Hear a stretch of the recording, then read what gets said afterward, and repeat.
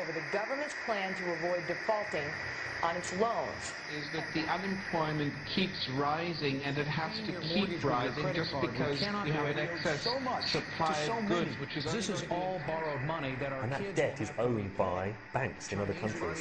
Still over M-O-N-E-Y, in the form of a convenient personal loan. Filter cigarette that delivers the taste, and 45 malt liquor. Are you hot? Quite some time ago, by a second, America is sponsoring I first learned it from my grandmother. Now, my grandmother was a wonderful person. She taught me how to play the game Monopoly. She understood that the name of the game is to acquire. She would accumulate everything she could, and eventually she became the master of the board. And then she would always say the same thing to me. She'd look at me and she'd say, one day, you'll learn to play the game.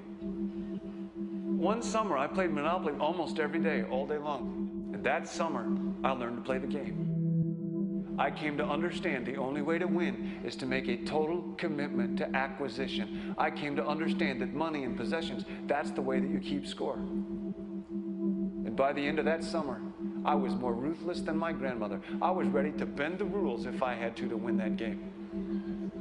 And I sat down with her to play that fall.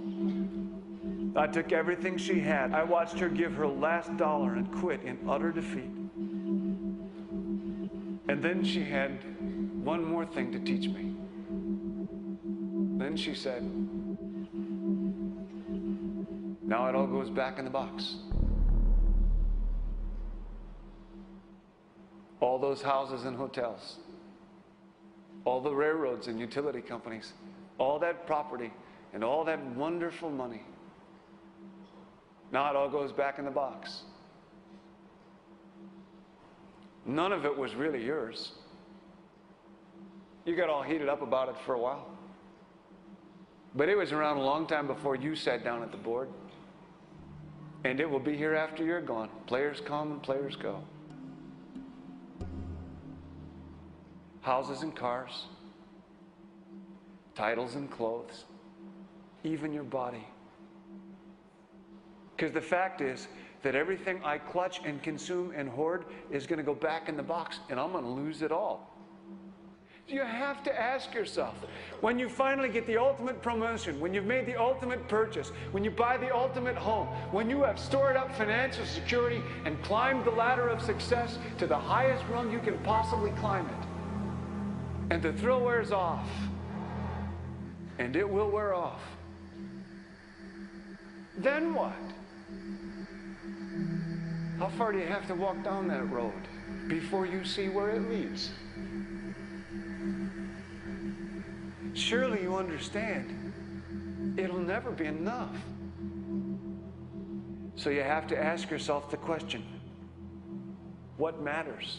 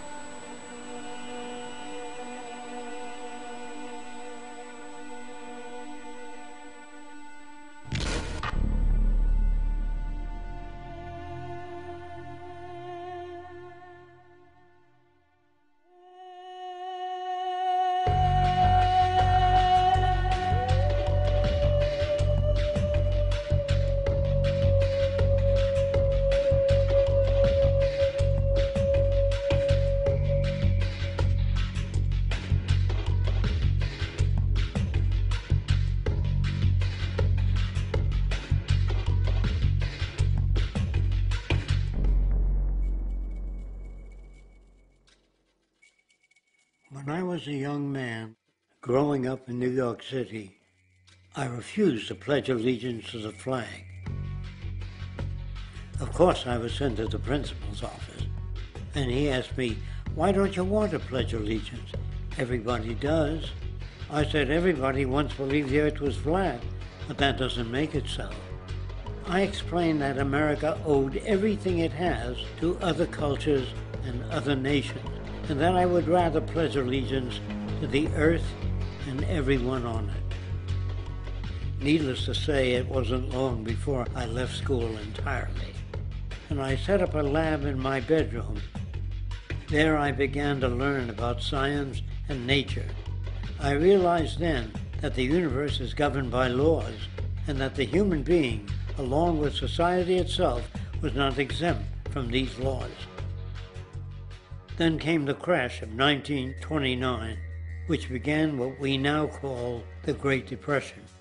I found it difficult to understand why millions were out of work, homeless, starving, while all the factories were sitting there. The resources were unchanged. It was then that I realized that the rules of the economic game were inherently invalid. Shortly after came World War II, where various nations took turns systematically destroying each other.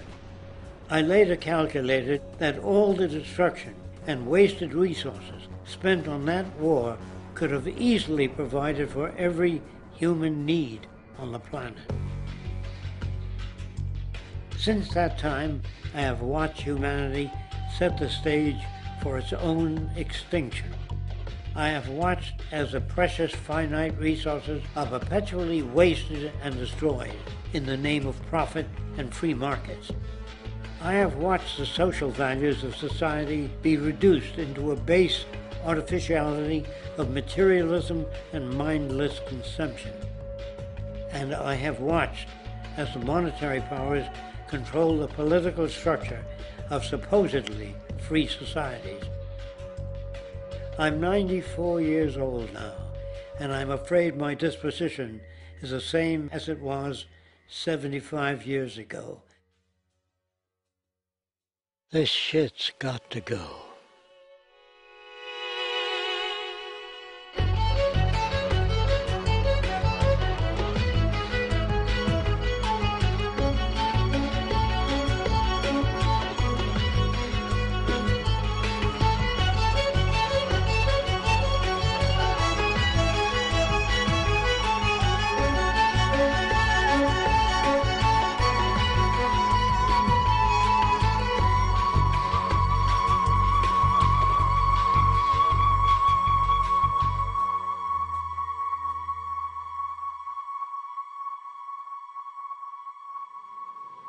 So you're a scientist, and somewhere along the way, hammered into your head is the inevitable nature versus nurture, and that's at least up there with Coke versus Pepsi or Greeks versus Trojans. So nature versus nurture, this by now utterly oversimplifying view of where influences on how a cell deals with an energy crisis, up to what makes us who we are on the most individualistic levels of personality. And what you've got is this complete false dichotomy built around nature as deterministic. At the very bottom of all the causality of life is DNA and the code of codes and the Holy Grail, and everything is driven by it. And at the other end, a much more social science perspective, which is we are social organisms, and biology is for slime molds. Humans are free of biology, and obviously both views are nonsense. What you see instead is it is virtually impossible to understand how biology works outside the context of environment. One of the most crazy-making yet widespread and potentially dangerous notions is, oh, that behavior is genetic. Now, what does that mean? It means all sorts of subtle stuff if you sort of know modern biology, but for most people out there, what it winds up meaning is a deterministic view of life, one rooted in biology and genetics. Genes equal things that can't be changed. Genes equal things that are inevitable and that you might as well not waste resources trying to fix, might as well not put societal energies into trying to improve because it's inevitable, it's unchangeable. And that is sheer nonsense.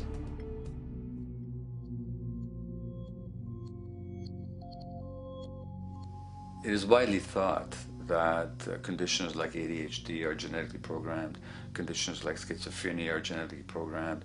The truth is the opposite. Nothing is genetically programmed. They're very rare diseases. I mean, a small handful, extremely sparsely represented in the population, that are truly genetically determined. Most complex conditions might have a predisposition that is a genetic component, but a predisposition is not the same as a predetermination. The whole search for the source of diseases in the genome was doomed to failure before anybody even thought of it, because most diseases are not genetically predetermined. Heart disease, cancer, strokes, rheumatoid conditions, autoimmune conditions in general, mental health conditions, addictions, these are none of them genetically determined. Breast cancer, for example, out of 100 women with breast cancer, only 7 will carry the breast cancer genes. 93 do not. And out of 100 women who do have the genes, not all of them will get cancer.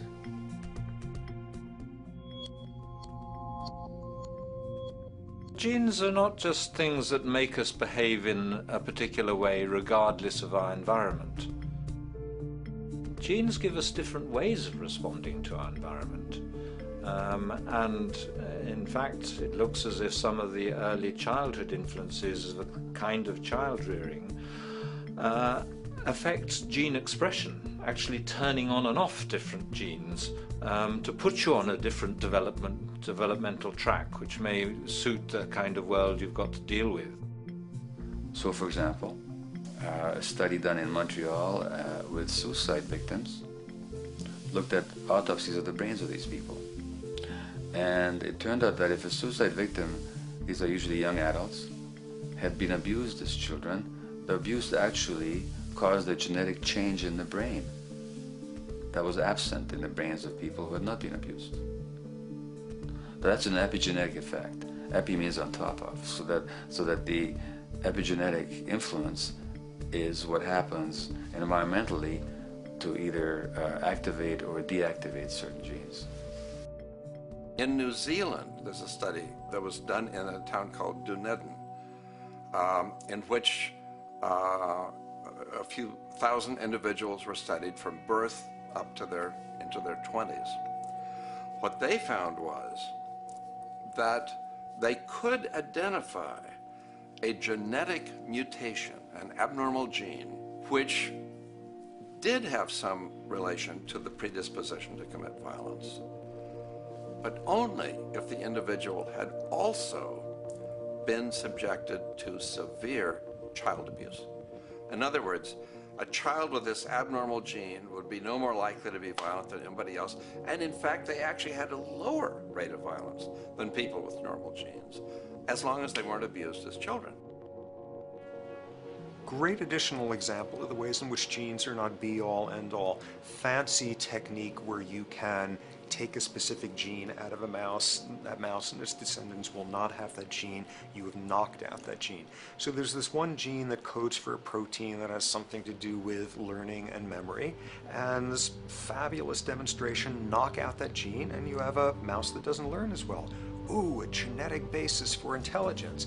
What was much less appreciated in that landmark study that got picked up by the media left and right is take those genetically impaired mice and raise them in a much more enriched, stimulating environment than your normal mice in a lab cage, and they completely overcame that deficit. So when one says in a contemporary sense that, oh, this behavior is genetic, to the extent that that's even a valid sort of phrase to use, what you're saying is there is a genetic contribution to how this organism responds to environment. Genes may influence the readiness with which an organism will deal with a certain environmental challenge. You know, that's not the version most people have in their minds. And not to be too soapboxing, but run with the old sort of version of it's genetic, and it's not that far from a history of eugenics and things of that sort. It's a widespread misconception, and it's a potentially fairly dangerous one. One reason that the sort of biological explanation for violence, one reason that hypothesis is potentially dangerous, it's not just misleading, it can really do harm, is because if you believe that, you could very easily say, well, there's nothing we can do to change the predisposition people have to becoming violent. All we can do if somebody becomes violent is punish them, you know, lock them up or execute them. But we don't need to worry about changing the social environment or the social preconditions that may lead people to become violent, because that's irrelevant. The genetic argument allows us the luxury of ignoring past and present historical and social factors. And in the words of Louis Menand, he wrote in the New Yorker very astutely, he said, "It's all in the genes, an explanation for the way things are that does not threaten the way things are. Why should someone feel unhappy or engage in antisocial behavior when that person is living in the freest and most prosperous nation on earth? It can't be the system. There must be a flaw in the wiring somewhere," which is a good way of putting it. So the genetic argument is simply a cop-out, which allows us to ignore the social and economic and political factors that in fact underlie many troublesome behaviors.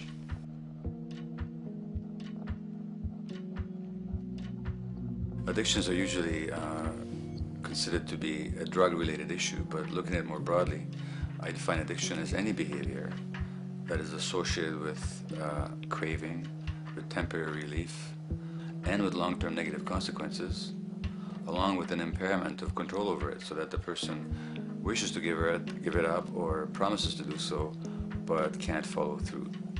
And when you understand that, then you can see that there are many more addictions than simply those related to drugs. There's workaholism, there's addiction to shopping, to the internet, to video games.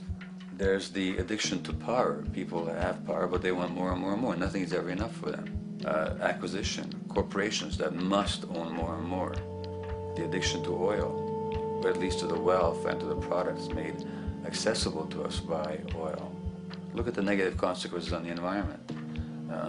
We're destroying the very earth that we inhabit for the sake of that addiction. Now, these addictions are far more devastating in their social consequences than the cocaine or heroin habits of my downtown East Side patients. Yet they're rewarded and considered to be respectable. The tobacco company executive that shows a higher profit will get a much bigger reward. He doesn't face any negative consequences legally or otherwise. In fact, he's a respected member of the board of several other corporations. But tobacco smoke-related diseases kill 5.5 million people around the world every year. In the United States, they kill 400,000 people a year. And these people are addicted to what? To profit. To such a degree are they addicted that they're actually in denial about the impact of their activities, which is typical for addicts, is denial. And that's a respectable one. It's respectable to be addicted to profit no matter what the cost. So what is acceptable and what is respectable is a highly arbitrary phenomenon in our society. And it seems like the greater the harm, the more respectable the addiction.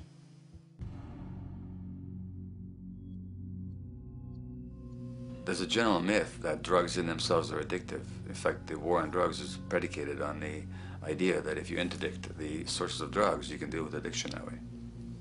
Now, if we understand addiction in a broader sense, we see that nothing in itself is addictive. No substance, no drug is by itself addictive, and no behavior is by itself addictive. Many people can go shopping without becoming shopaholics. Not everybody becomes a food addict.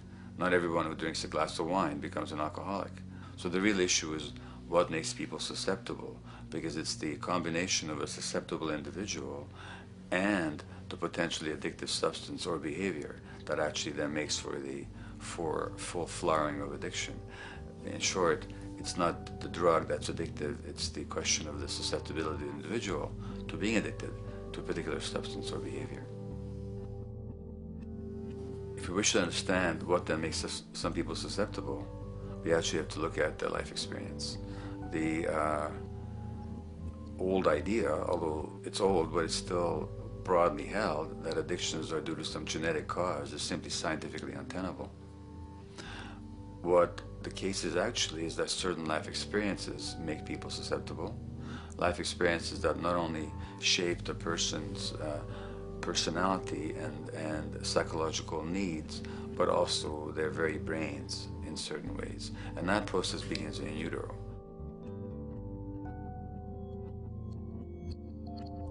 It's been shown, for example, that if you stress mothers during pregnancy, their children are more likely to have traits that predispose them to addictions.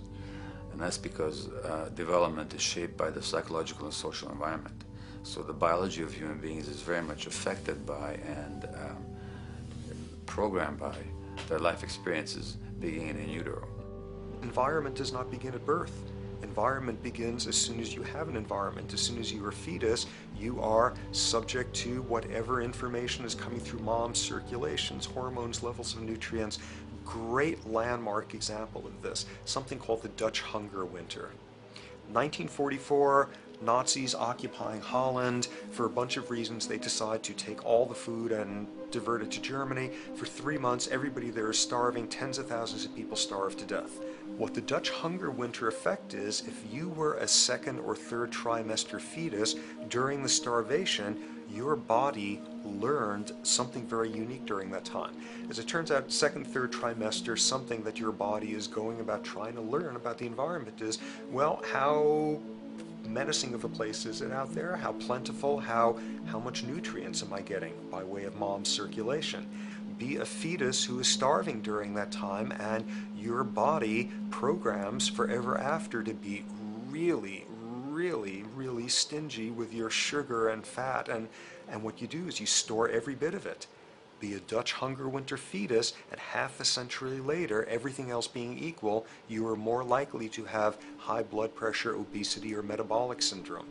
That is environment coming in a very unexpected place. You can stress animals in a laboratory when they're pregnant, and their offspring will be more likely to use cocaine and alcohol as adults. You can stress human mothers. For example, in a British study, women who are abused in pregnancy will have higher levels of the stress hormone cortisol in their placenta at birth, and their children are more likely to have conditions that predispose them to addictions by age 7 or 8. So in utero stress already prepares the ground for all kinds of mental health issues. Israeli study done on children born to mothers who were pregnant prior to the onset of the 1967 war. These women, of course, are very stressed, and their offspring have a higher incidence of schizophrenia than the average cohort. So there's plenty of evidence now that prenatal effects have a huge impact on the developing human being.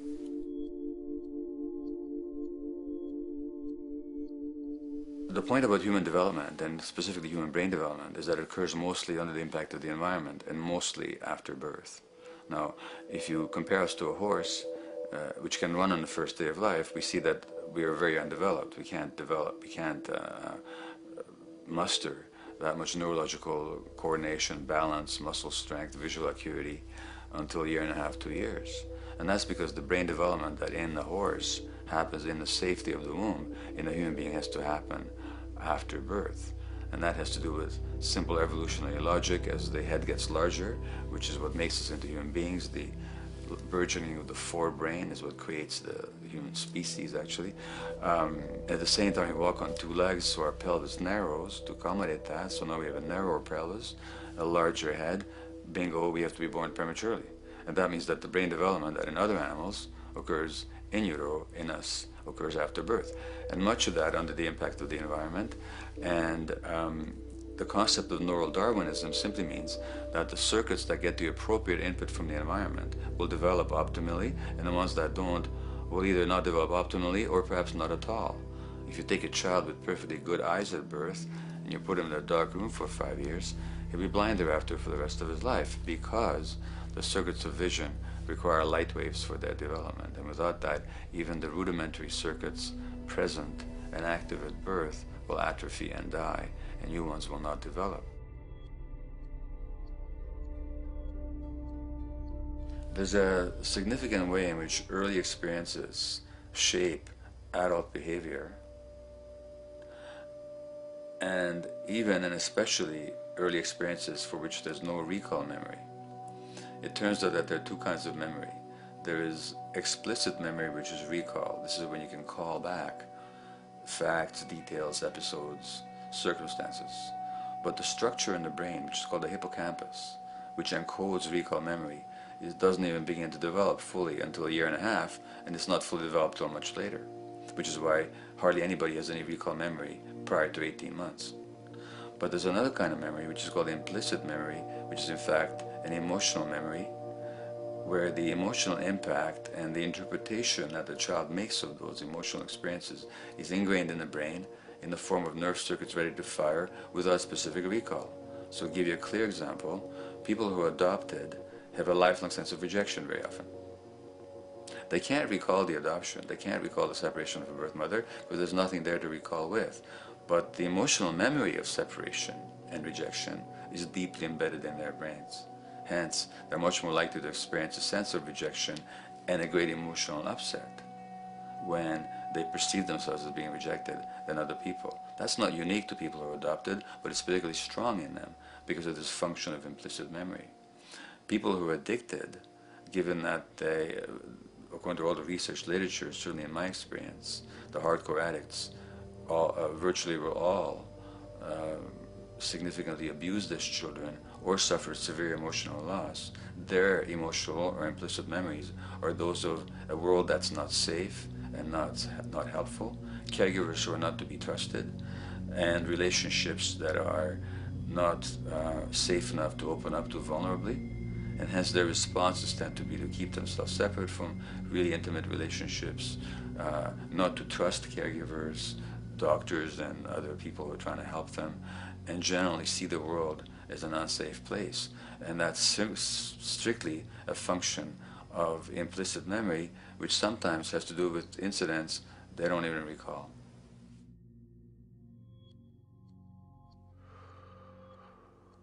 Infants who are born premature are often in incubators and various types of gadgetry and machinery for weeks and perhaps months. It's now known that if these children are touched and stroked on the back for just 10 minutes a day, that promotes their brain development. So human touch is essential for development. And in fact, infants who are never picked up will actually die. That's how much of a fundamental need being held is to human beings.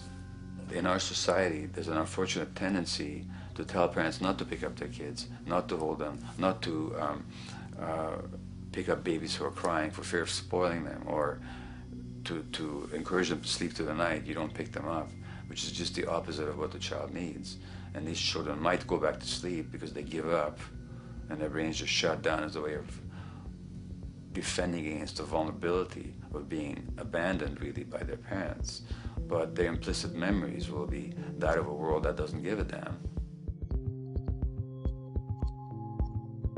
A lot of these differences are structured very early in life. In a way, if you like, the parental experience of adversity, how tough life is or how easy it is passed on to children, whether through maternal depression or parents being bad-tempered with their kids because they've had a hard day or just being too tired at the end of the day. And these have very powerful effects, programming children's development, which we know a lot about now. But that's early sensitivity isn't just an evolutionary mistake. It exists again in many different species. Even seedlings, there's an early adaptive process to the kind of environment they're growing up in. But for humans, the adaptation is to the quality of social relations. And so early life how nurturing or how much conflict, how much attention you get, is a taster of the kind of world you may be growing up in. Are you growing up in a world where you have to fight for what you can get, watch your back, fend for yourself, learn not to trust others? Or are you growing up in a society where you depend on reciprocity, mutuality, cooperation, where empathy is important, where your security depends on good relations with other people?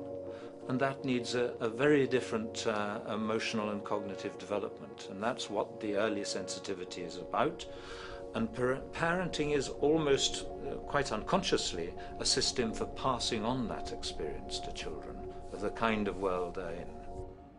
The great British child psychiatrist D.W. Winnicott said that fundamentally two things can go wrong in childhood. One is when things happen that shouldn't happen, and then things that should happen but don't. And the first category is the traumatic and abusive and abandonment experiences of my downtown East Side patients and of many addicts. That's what shouldn't happen but did.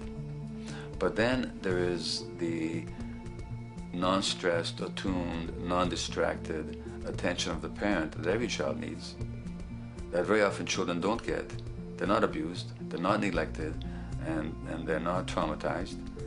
But what should happen, the presence of the emotionally available, nurturing parent, just is not available to them because of the stresses in our society and the parenting environment. And the psychologist Alan Shore calls that proximal abandonment, when the parent is physically present, but emotionally absent. I have spent, roughly the last 40 years of my life working with the most violent people our society produces, murderers, rapists, and so on, in an attempt to understand what causes this violence. I discovered that the most violent of the criminals in our prisons had themselves been victims of a degree of child abuse that was beyond the scale of what I ever thought of applying the term child abuse to. I had no idea of the depth of the depravity with which children in our society are all too often treated. The most violent people I saw were themselves the survivors of their own attempted murder, often at the hands of their parents or other people in their social environment, or were the survivors of family members who'd been killed, their closest family members, by other people. The Buddha argued that everything depends on everything else. He says the one contains the many and the many contains the one. That you can't understand anything in isolation from its environment. The leaf contains the sun, the sky, and the earth, obviously. This has not been shown to be true, of course, all around, and specifically when it comes to human development. The modern scientific term for it is the biopsychosocial nature of human development, which says that the biology of human beings depends very much on their interaction with the social and psychological environment. And specifically, the psychiatrist and researcher Daniel Siegel at the University of California, Los Angeles, UCLA, has coined the phrase interpersonal neurobiology, which means to say that the way that our nervous system functions depends very much on our personal relationships. In the first place with the parenting caregivers, and in the second place with other important attachment figures in our lives, and in the third place with our entire culture. So that you can't separate the neurological functioning of a human being from the environment in which he or she grew up in and continues to exist in. And this is true throughout the life cycle. It's particularly true when you're dependent and helpless and your brain is developing, but it's true even in adults and even at the end of life.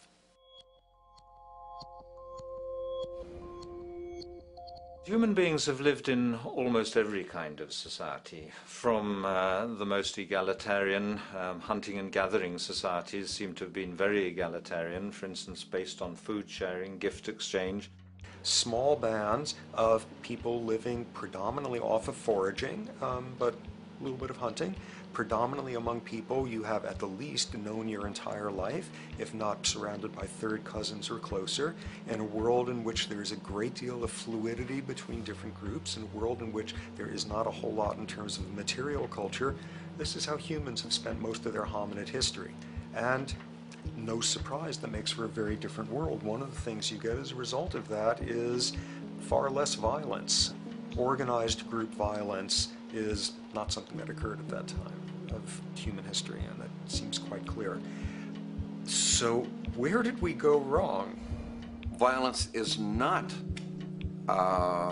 universal. It's not symmetrically distributed throughout the human race.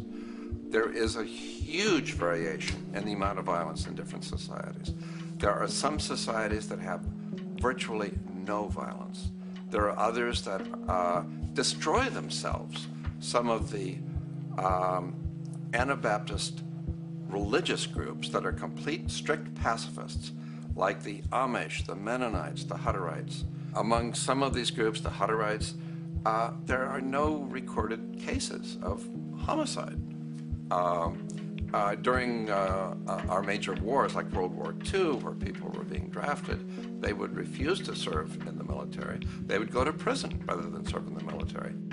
In the kibbutzim in Israel, the level of violence is so low that the criminal courts there will often send violent offenders, people who've committed crimes, to live on the kibbutzim in order to learn how to live a nonviolent life, because that's the way people live there.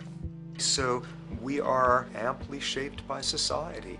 Our societies in the broader sense, including our theological, our metaphysical, our linguistic influences, etc., our societies help shape us as to whether or not we think life is basically about sin or about beauty, whether the afterlife will carry a price for how we live our lives or if it's irrelevant.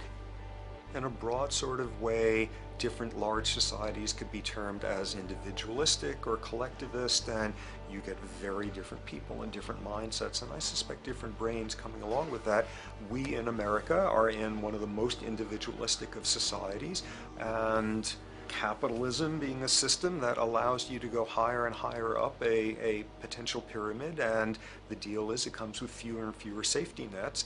By definition, the more stratified a society is, the fewer people you have as peers, the fewer people with whom you have symmetrical, reciprocal relationships, and instead all you have are differing spots and endless hierarchies.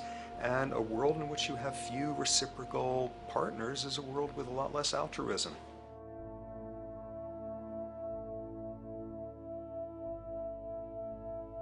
Alright, so this brings us to a total impossible juncture, which is to try to make sense in perspective of science as to what the nature is of human nature. You know, on a certain level, the nature of our nature is not to be particularly constrained by our nature. We come up with more social variability than any species out there, more systems of belief, of styles of family structures, of ways of raising children. The capacity for variety that we have is extraordinary. In a society which is predicated on competition and really very often the ruthless exploitation of one human being by another, the profiteering of other people's problems, and very often the creation of problems for the purpose of profiteering, the ruling ideology will very often justify that behavior by appeals to some fundamental and unalterable human nature. So the myth in our society is that people are competitive by nature, and that they're individualistic, and that they're selfish. The real reality is quite the opposite. We have certain human needs. The only way that you can talk about human nature concretely is by recognizing that there's certain human needs. We have a human need for companionship and for close contact, to be loved, to be attached to be accepted, to be seen, to be received for who we are. If those needs are met, we develop into people who are compassionate and cooperative and who have empathy for other people. So the opposite that we often see in our society is in fact the distortion of human nature, precisely because so few people have their needs met. So yes, you can talk about a human nature, but only in the sense of basic human needs that are instinctively evoked, or I should say certain human needs that lead to certain traits if they are met, and a different set of traits if they're denied. So, When we recognize the fact that the human organism, which has a great deal of adaptive flexibility, allowing us to survive in many different conditions, is also rigidly programmed for certain environmental requirements or human needs, a social imperative begins to emerge. Just as our bodies require physical nutrients, the human brain demands positive forms of environmental stimulus at all stages of development, while also needing to be protected from other negative forms of stimulus. And if things that should happen do not, or if things that shouldn't happen do, it is now apparent that the door can be opened for not only a cascade of mental and physical diseases, but many detrimental human behaviors as well. So as we turn our perspective now outward and take account for the state of affairs today, we must ask the question, is the condition we have created in the modern world actually supporting our health? Is the bedrock of our socioeconomic system acting as a positive force for human and social development and progress? Or is the foundational gravitation of our society actually going against the core evolutionary requirements needed to create and maintain our personal and social well-being?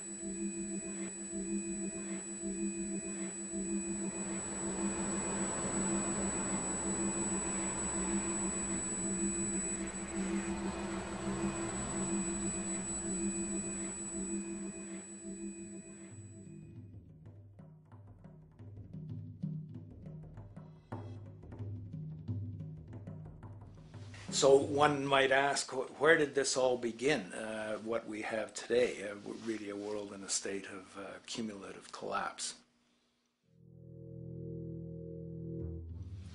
You get it started with John Locke. And John Locke introduces property, and he has three provisos for just private right and property. And the three provisos are that there must be enough left over for others, and that you must not let it spoil, and that you, most of all, must mix your labor with it. It seems justified. You mix your labor with the world, then you're entitled to the product, and as long as there's enough left over for others, and as long as it doesn't spoil, you don't allow anything to go to waste, that's okay. Well, he spends a long time of his famous treatise of government, and it's since been the canonical text for economic and political and legal understanding. Is still the classic text of study. Well, what he did is, after he gives the provisos, and you're almost thinking at the time whether you're for private property or not, he's given a very good and plausible and powerful defense of private property here.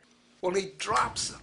He drops them like that, right in one sentence. He says, well, once the introduction of money came in by men's tacit consent, then it became, and he doesn't say all the provisos are canceled, erased, but that's what happens. So now we have not product and your property earned by your own labor. Oh no, money buys labor now. There's no longer a consideration of whether there's enough left over for others.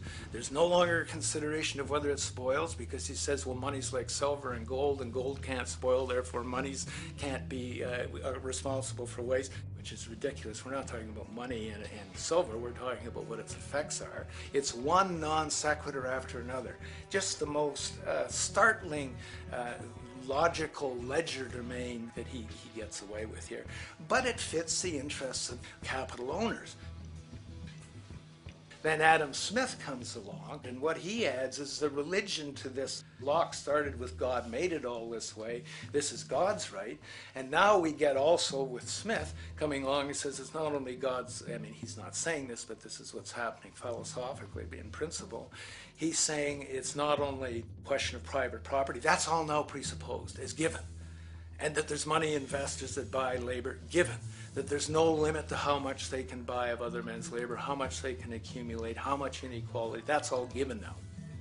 And so he comes along, and what his big idea is, and again, it's just introduced in parentheses, en passant. You know, when people put out the goods for sale and others, you know, the supply, and other people buy them with the demand and so forth, how do we have supply equaling demand or demand equaling supply? How can they come into equilibrium? And that is one of the central notions of economics, is how do they come into equilibrium? And he says it's the invisible hand of the market that brings them into equilibrium. So now we have God is actually immanent. He just didn't give the rights to property and how, you know, all its wherewithal and its natural rights of doing all that Locke said. Now we have the system itself as God. In fact, Smith says, when he talks, and you'll never find this quoted, you have to read the whole of the Inquiry into the Wealth of Nations. He says, the scantiness of subsistence sets limits to the reproduction of the poor, and that nature can deal with this in no other way than elimination of their children. So he anticipated evolutionary theory in the worst sense. This is well before Darwin. And so he called them the race of laborers. So you can see there was inherent racism built in here. There was an inherent acceptance, life blindness to kill innumerable children. And he thought, well, that's the invisible hand making supply meet demand and demand meet supply. So see how wise God is. So you can see a lot of the really virulent, life-destructive, eco-genocidal things that are going on now have, in a way, a thought gene back in Smith too. When we reflect on the original concept of the so-called free market capitalist system, as initiated by early economic philosophers such as Adam Smith, we see that the original intent of a market was based around real, tangible, life-supporting goods for trade. Adam Smith never fathomed that the most profitable economic sector on the planet would eventually be in the arena of financial trading or so-called investment, where money itself is simply gained by the movement of other money in an arbitrary game which holds zero productive merit to society. Yet, regardless of Smith's intent, the door for such seemingly anomalous advents was left wide open by one fundamental tenet of this theory. Money is treated as a commodity in and of itself. Today, in every economy of the world, regardless of the social system they claim, money is pursued for the sake of money and nothing else. The underlying idea, which was mysteriously qualified by Adam Smith with his religious declaration of the invisible hand, is that the narrow, self-interested pursuit of this fictional commodity will somehow magically manifest human and social well-being and progress. The reality is that the monetary incentive interest, or what some have termed the money sequence of value, has now completely decoupled from the foundational life interest, which could be termed the life sequence of value.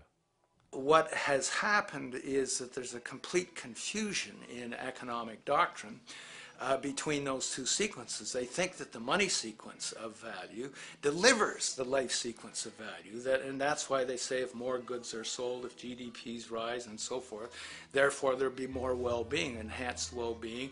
We take the GDP to be basically our indicator of social health. Well, there you see the confusion. It's talking about money sequences of value, that is all the receipts, all the revenues that are derived from selling goods, and they're confusing that with life reproduction, so that you have built right into this thing from the beginning is a complete conflation of the money and life sequences of value. So we're dealing with a kind of structured delusion that becomes more and more deadly as the money sequence decouples from producing anything at all. So it's a system disorder, and the system disorder seems to be fatal.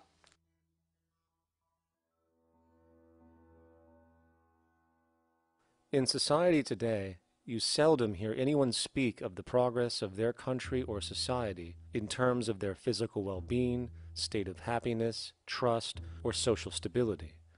Rather, the measures are presented to us through economic abstractions. We have the gross domestic product, the consumer price index, the value of the stock market, rates of inflation, and so on. But does this tell us anything of real value as to the quality of people's lives? No, all these measures have to do with the money sequence itself and nothing more. For example, the gross domestic product of a country is a measure of the value of goods and services sold. This measure is claimed to correlate to the standard of living of a country's people. In the United States, healthcare accounted for over 17% of GDP in 2009, amounting to over $2.5 trillion spent, hence creating a positive effect on this economic measure. And based on this logic, it would be even better for the U.S. economy if healthcare services increased more so, perhaps to $3 trillion or $5 trillion, since that would create more growth, more jobs, and hence boasted by economists as a rise in their country's standard of living.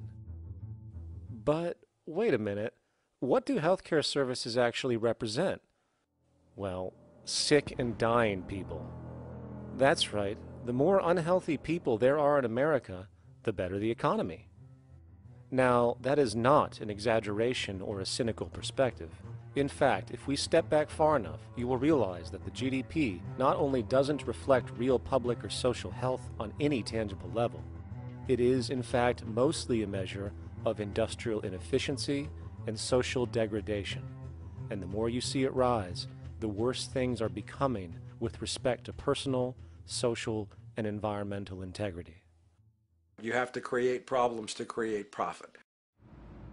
There is no profit under the current paradigm in saving lives, putting balance on this planet, having justice and peace or anything else. There's just no profit there.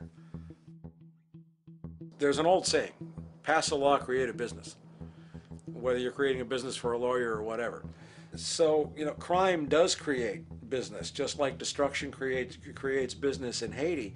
We have now roughly 2 million people incarcerated in this country, and of those, many of them are in prisons run by private corporations, Corrections Corporation of America, Wackenhut, who trade their stock on Wall Street based upon how many people are in jail. Now that's sickness, but that is a reflection of what this economic paradigm calls for. So what exactly does this economic paradigm call for? What is it that keeps our economic system going? Consumption. Or more accurately, cyclical consumption. When we break down the foundation of classic market economics, we are left with a pattern of monetary exchange that simply cannot be allowed to stop or even substantially slowed, if the society as we know it is to remain operational.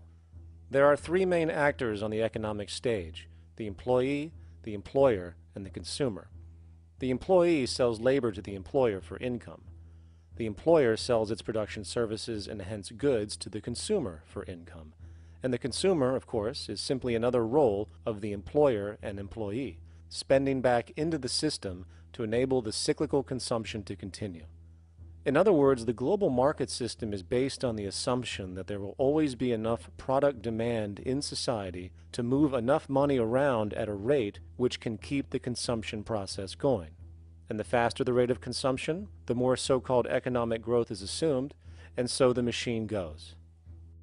But hold on, I thought an economy was meant to, economize? Doesn't the very term have to do with preservation and efficiency and a reduction of waste? So how does our system, which demands consumption and the more the better, efficiently preserve or economize at all? Well, it doesn't. The intent of the market system is, in fact, the exact opposite of what a real economy is supposed to do, which is efficiently and conservatively orient the materials for production and distribution of life-supporting goods. We live on a finite planet with finite resources, where, for example, the oil we utilize took millions of years to develop, where the minerals we use took billions of years to develop. So, having a system that deliberately promotes the acceleration of consumption for the sake of so-called economic growth is pure ecocidal insanity. Absence of waste, that's what efficiency is. Absence of waste. This system is more wasteful than all the other existing systems in the history of the planet. Every level of life organization and life system is in a state of crisis and challenge and decay or collapse. No peer-reviewed journal in the last 30 years will tell you anything different. That is that every life system is in decline, as well as social programs, as well as our water access. Try to name any means of life that isn't threatened and in danger. You can't. There really isn't one, and that's very, very despairing. But we haven't even figured out the causal mechanism. We don't want to face the causal mechanism. We just want to go on, that's what insanity is, where you keep doing the same thing over and over again, though it clearly doesn't work. So you're really dealing with not an economic system, but I would go so far as to say an anti-economic system. There's an old saying that the competitive market model seeks to create the best possible goods at the lowest possible prices. This statement is essentially the incentive concept, which justifies market competition based on the assumption that the result is the production of higher quality goods. If I was going to build myself a table from scratch, I would naturally build it out of the best, most durable materials possible, right? With the intent for it to last as long as possible. Why would I want to make something poor, knowing I would have to eventually do it again and expend more materials and more energy? Well, as rational as that may seem in the physical world, when it comes to the market world, it is not only explicitly irrational, it is not even an option. It is technically impossible to produce the best of anything if a company is to maintain a competitive edge and hence remain affordable to the consumer. Literally everything created and set for sale in the global economy is immediately inferior the moment it is produced, for it is a mathematical impossibility to make the most scientifically advanced, efficient, and strategically sustainable products. This is due to the fact that the market system requires that cost efficiency, or the need to reduce expenses, exist at every stage of production, from the cost of labor to the cost of materials and packaging, and so on. This competitive strategy, of course, is to make sure the public buys their goods rather than from a competing producer, which is doing the exact same thing to also make their goods both competitive and affordable. This immutably wasteful consequence of the system could be termed intrinsic obsolescence. However, this is only one part of a larger problem. A fundamental governing principle of market economics, one that you will not find in any textbook, by the way, is the following. Nothing produced can be allowed to maintain a lifespan longer than what can be endured in order to continue cyclical consumption. In other words, it is critical that stuff break down, fail, and expire within a certain amount of time. This is termed planned obsolescence. Planned obsolescence is the backbone of the underlying market strategy of every goods-producing corporation in existence. While very few, of course, would admit to such a strategy outright, what they do is mask it within the intrinsic obsolescence phenomenon just discussed, while often ignoring or even suppressing new advents in technology which might create a more sustainable, durable good. So, if it wasn't wasteful enough that the system inherently cannot allow the most durable and efficient goods to be produced, planned obsolescence deliberately recognizes that the longer any good is in operation, the worse it is for sustaining cyclical consumption and hence the market system itself. In other words, product sustainability is actually inverse to economic growth, and hence there is a direct, reinforced incentive to make sure lifespans are short of any given good produced. And in fact, the system cannot operate any other way. One glance at the sea of landfills now spreading across the world show the obsolescence reality. There are now billions of cheaply made cell phones, computers, and other technology, each full of precious, difficult-to-mine materials such as gold, coltan, copper, now rotting in vast piles, usually due to the mere malfunction or obsolescence of small parts, which, in a conservative society, could likely be fixed or updated, and the life of the good extended. Unfortunately, as efficient as that may seem in our physical reality, living on a finite planet with finite resources, it is explicitly inefficient with respect to the market. To put it into a phrase, efficiency, sustainability, and preservation are the enemies of our economic system. Likewise, just as physical goods need to be constantly produced and reproduced, regardless of their environmental impact, the service industry operates with an equal rationale. The fact is, there is no monetary benefit to resolving any problems which are currently being serviced. At the end of the day, the last thing the medical establishment really wants is the curing of diseases such as cancer, which would eliminate countless jobs and trillions in revenue. And since we're on the subject, crime and terrorism in this system are good. Well, at least economically, for it is employing police, generating high-value commodities for security, not to mention the value of prisons that are privately owned for profit. And how about war? The war industry in America is a huge driver of GDP, one of the most profitable industries, producing weapons of death and destruction. The favorite game of this industry is to blow things up and then go and rebuild them for profit. We saw this with the windfall billion-dollar contracts made from the Iraq War. The bottom line is that socially negative attributes of society have become positively rewarded ventures for industry, and any interest in problem resolution or environmental sustainability and conservation is intrinsically counter to economic sustainability. And this is why, every time you see the GDP rise in any country, you are witnessing an increase in necessity, whether real or contrived. And by definition, a necessity is rooted in inefficiency. Hence, increased necessity means increased inefficiency. The American dream is based on rampant consumerism. It is based upon the fact that mainstream media, and especially commercial advertising, all corporations who need this infinite growth have convinced us or brainwashed most people in America, and hence the world, that we have to have X number of material possessions and the possibility of gaining infinitely more material possessions in order to be happy. That's just not true. So why do people continue to buy in this way, which is ultimately eco-genocidal in its systemic effects cumulatively? And it just is classical operant conditioning. You simply put inputs of conditioning into the organism, and you have outputs of desired behaviors or goals or objectives. And it has all the resources of technology. And they boast about how they get into the minds of infants. What they hear is already making them conditioned to the brand.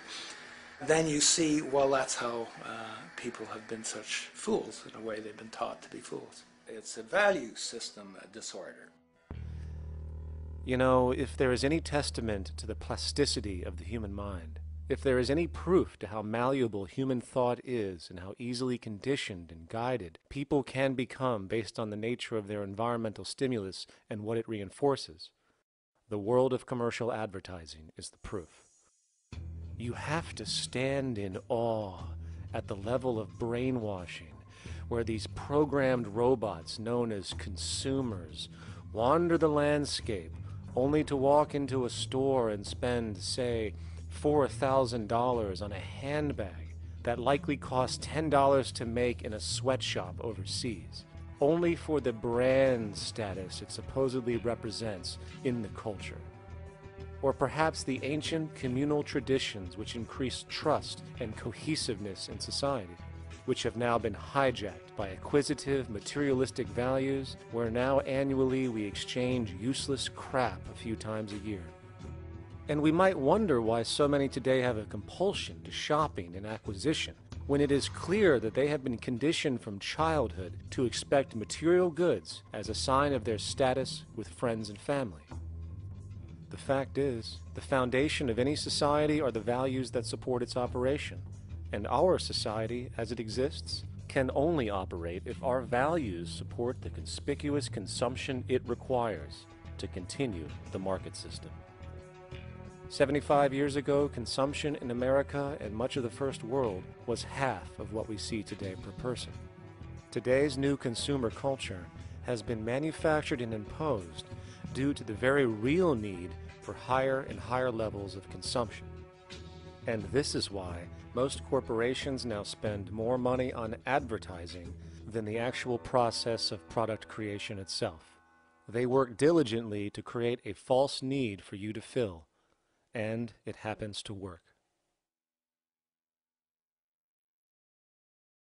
You know, economists are in fact not economists at all. They're propagandists of money value, and you'll find that all their models basically get down to token exchanges that are to the profit of one side or both sides or whatever, but they're completely disconnected from the actually existing world of reproduction. In Ohio, an old man failed to pay his electric bill. You may be familiar with the case. And the electric company turned off the electricity and he died. The reason they turned it off was because it wouldn't have been profitable for them to keep it on because he didn't pay his bill. Do you believe that was right? The responsibility really lies not on the electric company for turning it off, but on those of this man's neighbors and friends and associates who are not charitable enough to enable him as an individual to meet the electric bill. Did I hear that right? Did he just say the death of a man caused by not having money was the responsibility of other people, or in effect, charity?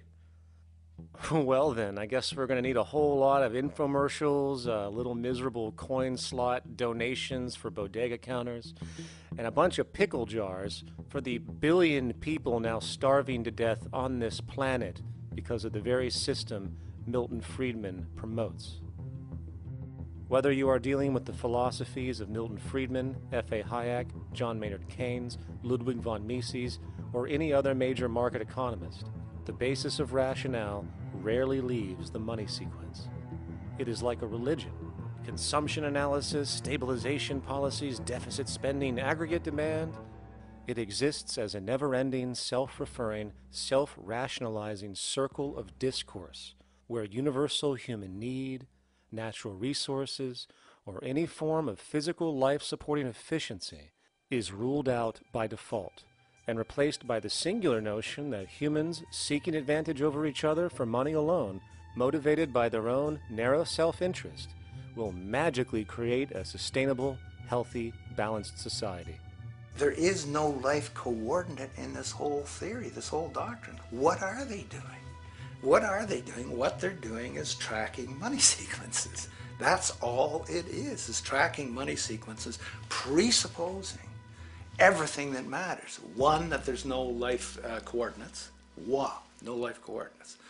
Two, that all the agents are self-maximizing preference seekers. That is, they think of nothing other than themselves and what they can get most for themselves. That's the notion, that's the ruling notion of rationality. Self-maximizing choice. And the only thing that they're interested in self-maximizing is money or commodities.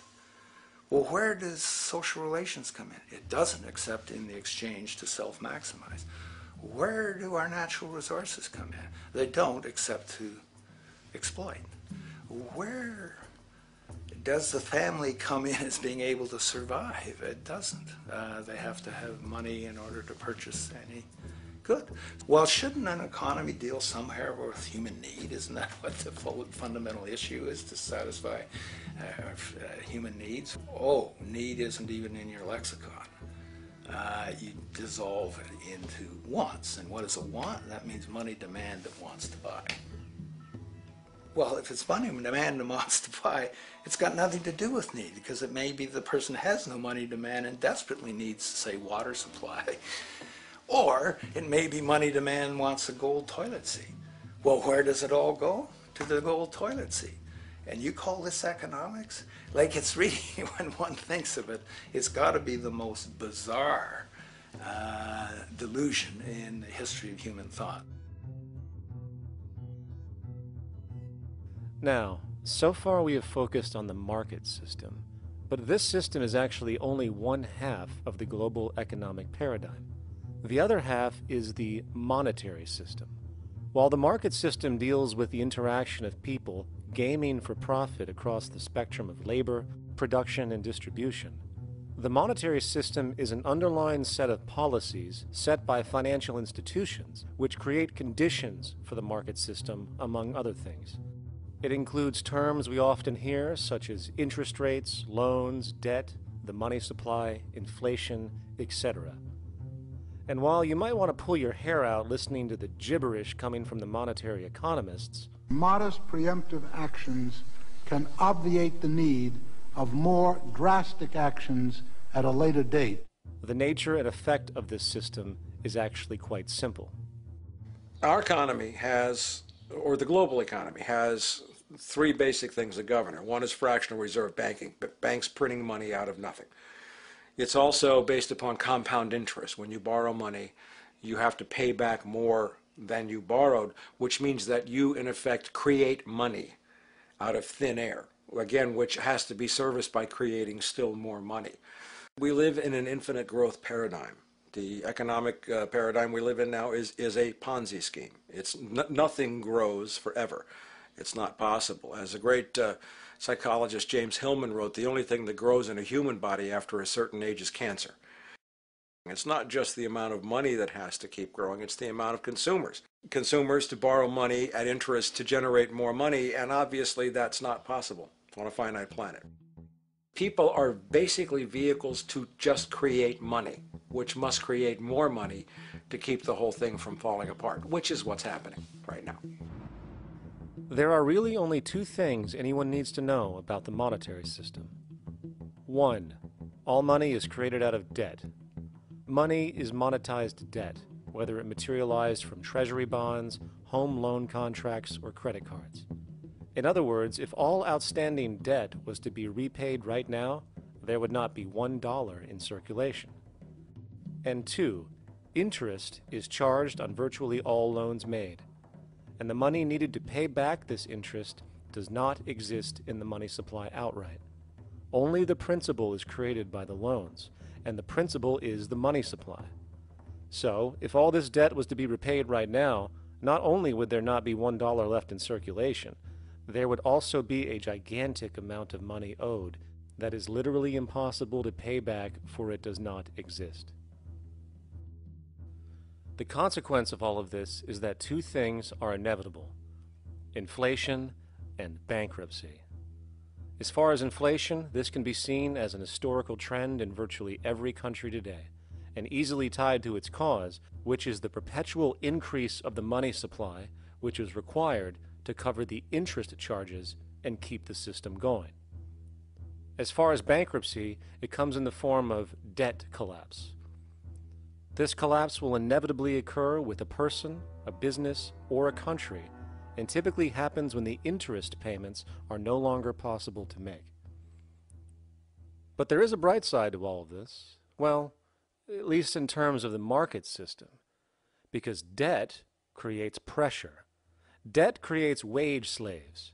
A person in debt is much more likely to take a low wage than a person who isn't, hence becoming a cheap commodity. So it's great for the corporations to have a pool of people that have no financial mobility. But hey, that same train of thought also goes for entire countries. The World Bank and the International Monetary Fund, which mostly serve as proxies for transnational corporate interests, give gigantic loans to troubled countries at very high interest rates, and then, once the countries are deeply in the hole and can't pay, austerity measures are applied, the corporations swoop in, set up sweatshops, and take their natural resources. Now that's market efficiency. But wait, there's more. You see, there's this unique hybrid of the monetary and market system called the stock market, which rather than, actually produce anything real, they just buy and sell money itself. And when it comes to debt, you know what they do? That's right, they trade it. They actually buy and sell debt for profit, from credit default swaps and collateralized debt obligations for consumer debt, to complex derivative schemes used to mask the debt of entire countries, such as the collusion of investment bank Goldman Sachs in Greece, which nearly collapsed the entire European economy. So when it comes to the stock market and Wall Street, we have an entirely new level of insanity born out of the money sequence of value. All you need to know about markets was written in an editorial in the Wall Street Journal a couple of years ago. It was called Lessons of the Brain-Damaged Investor. And in this editorial, they explain why people with slight brain damage do better as investors than people with normal brain functionality. Why? Because the slightly brain-damaged person has no empathy. And that's the key. If you don't have any empathy, you do well as an investor. And so Wall Street breeds people who have no empathy to go in there and to make decisions and make trades that they have no compunction about and no thought whatsoever as to what they're doing might affect their fellow human being. So they breed these robots. these people who have no souls. And since they don't even want to pay these people anymore, they're now breeding robots, real algorithmic traders. Goldman Sachs in the high-frequency trading scandal. They put a computer next to the exchange, the New York Stock Exchange. This computer, this co-located computer, as they call it, it front-runs all the trades on the exchange, and it hits the exchange with volumes of orders in ways that scalp pennies and nickels away from the exchange. It's like they're siphoning money all day long. They went one quarter last year, 30 or 60 straight days without a single down day and made millions of dollars every single day. Is that because, well, that's statistically impossible. When I worked on Wall Street, the way it works is everyone kicks upstairs the bribes. The brokers bribe to the office manager bribes to the regional sales manager bribes to the national sales manager. It's a common understanding. At Christmas, who gets the biggest bonus at Christmas in an average brokerage office? The compliance officer. The compliance officer sits there all day long. He's supposed to be making sure you don't violate any of the margin rules and you're complying with the law. Of course, yeah, to the extent that you can bribe the compliance officer, yeah, that's right, you are complying with the law. So how does fraud has become the system? It's no longer a byproduct. It is the system. You know, it's like that old Woody Allen joke. He says, "Doctor, my brother thinks he's a chicken." And the doctor says, "Take a pill, and that should cure the problem." And he says, "No, doctor, you don't understand. We need the eggs." Okay? So the trading of fraudulent claims back and forth between banks to generate fees, to generate bonuses, has become the GDP producing growth engine of the United States economy, even though they're essentially trading fraudulent claims that there's absolutely no hope of ever paying back. They're processing and generating and re-securitizing nothing. If I write $20 billion on a cocktail napkin and I sell it to JP Morgan, while JP Morgan writes $20 billion on a cocktail napkin, and we swap those two cocktail napkins at a bar, and we each pay ourselves 1/4% in a fee, we make a lot of money for our Christmas bonus. We each have on our books a $20 billion cocktail napkin, which has no real value until such time as the system is no longer able to absorb bogus cocktail napkins, in which case we go to the government to get bailed out. And because of Wall Street and the global stock market, there are now conservatively about $700 trillion of outstanding fraudulent claims known as derivatives, still waiting to collapse, a value amounting to over 10 times the gross domestic product of the entire planet. And while we have seen the bailouts of corporations and banks by governments, which of course comedically borrow their money from banks to begin with, we are now seeing attempts to bail out whole countries by conglomerates of other countries through the international banks. But how do you bail out a planet? There is no country out there that isn't now saturated in debt. The cascade of sovereign debt defaults we have seen can only be the beginning when the math is taken into account. It has been estimated in the United States alone that income tax would need to be raised to 65% per person just to cover the interest in the near future. Economists are now foreshadowing that within a few decades, 60% of the countries on the planet will be bankrupt. But hold on, let me get this straight. The world is going bankrupt, whatever the hell that means, because of this idea called debt, which doesn't even exist in the physical reality. It's only part of a game that we've invented. And yet the well-being of billions of people is now being compromised. Extreme layoffs, tent cities, accelerating poverty, austerity measures imposed, schools shutting down, child hunger, and other levels of familial deprivation, all because of this elaborate fiction. What are we, fucking stupid? Hey, Mars, my man. Help a brother out, huh? Grow up, kid.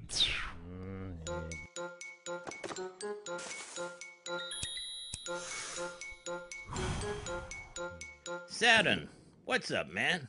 You remember that smoking nebula I hooked you up with a while back? Listen, Earth, we're getting really tired of you. You've been given everything, and yet you waste it all. You got plenty of resources, and you know it. Why don't you grow up and learn some responsibility, for Christ's sake? You're making your mother miserable.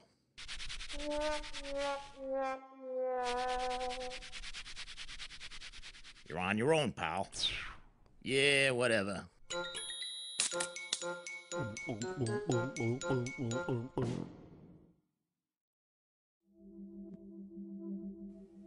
Now, all of this considered, from the waste machine known as the market system to the debt machine known as the monetary system, hence creating the monetary market paradigm which defines the global economy today, there is one consequence that runs through the entire machine: inequality. Whether it is the market system which creates a natural gravitation towards monopoly and power consolidation, while also generating pockets of wealthy industries that tower over others regardless of utility, such as the fact that top hedge fund managers on Wall Street now take home over $300 million a year for contributing literally nothing, while a scientist looking for a cure for a disease trying to help humanity might make $60,000 a year if they're lucky. Or whether it is the monetary system, which has class division built right into its structure.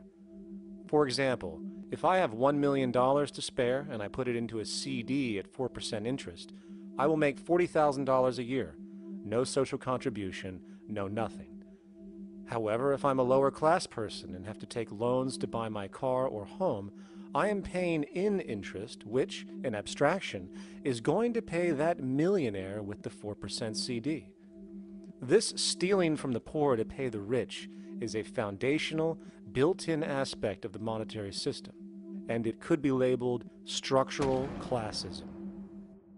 Of course, historically, social stratification has always been deemed unfair, but obviously accepted overall as now 1% of the population owns 40% of the planet's wealth.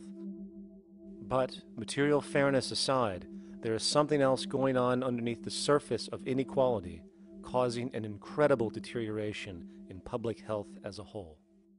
Well, I think people are often puzzled by the contrast between the material success of our societies, unprecedented levels of wealth, and the many social failings. I mean, you know, if you look at the rates of drug abuse or violence or self-harm amongst kids or mental illness, there's clearly something going deeply wrong with our societies. What the data that I've been describing does is simply shows that intuition that people have had for hundreds of years, that inequality is divisive and socially corrosive, that intuition is truer than I think we ever imagined. There are very powerful psychological and social effects of inequality, more to do, I suppose, with feelings of superiority and inferiority, that kind of division, and maybe going with the sort of respect, disrespect, people feeling looked down on at the bottom, which, by the way, is why violence is more common in more unequal societies. It's the trigger to violence is so often people feeling looked down on and disrespected. If there is one principle I can emphasize that is the most important principle underlying the prevention of violence, it would be equality. The single most significant factor that affects the rate of violence is the degree of equality versus the degree of inequality in that society. So what one's looking at is a sort of general social dysfunction. It's not just one or two things that go wrong as inequality increases. It seems to be everything, whether we're talking about crime or health or mental illness or whatever. One of the really disturbing findings out in public health there is never ever make the mistake of being poor or being born poor. Your health pays for it in endless sorts of ways, something known as the health socioeconomic gradient. As you move down from the highest strata in society in terms of socioeconomic status, every step down, health gets worse for umpteen different diseases. Life expectancy gets worse, infant mortality rate, everything you could look at. So a huge issue has been, why is it that this gradient exists? totally simple, obvious answer, which is if you are chronically sick, you're not going to be very productive, so health causes drive socioeconomic differences. Not that in the slightest. On the very simple level that you could look at socioeconomic status of a 10-year-old, and that's going to predict something about their health decades later. So that's the direction of causality. Next one, what's it about? Oh, it's perfectly obvious. Poor people can't afford to go to the doctor. It's healthcare access. It's got nothing to do with that, because you see these same gradients in countries with universal health care, socialized medicine. Okay, next simple explanation. Oh, on the average, the poorer you are, the more likely you are to smoke, to drink, to all sorts of lifestyle risk factor stuff. Yeah, those contribute, but careful studies have shown that explains maybe about a third of the variability. So what's left? And what's left is having a ton to do with the stress of poverty. So the poorer you are, starting off being, the person who's $1 income behind Bill Gates, the poorer you are in this country, on the average, the worse your health is. This tells us something really important. The health connection with poverty, it's not about being poor, it's about feeling poor. Increasingly, we recognize that chronic stress is an important influence on health, but the most important sources of stress are the quality of social relations. And if there is anything that lowers the quality of social relations, it is the socioeconomic stratification of society. What science has now shown is that regardless of material wealth, the stress of simply living in a stratified society leads to a vast spectrum of public health problems. And the greater the inequality, the worse they become. Life expectancy, longer in more equal countries. Drug abuse, less in more equal countries. Mental illness, less in more equal countries. Social capital, meaning the ability of people to trust each other, naturally greater in more equal countries.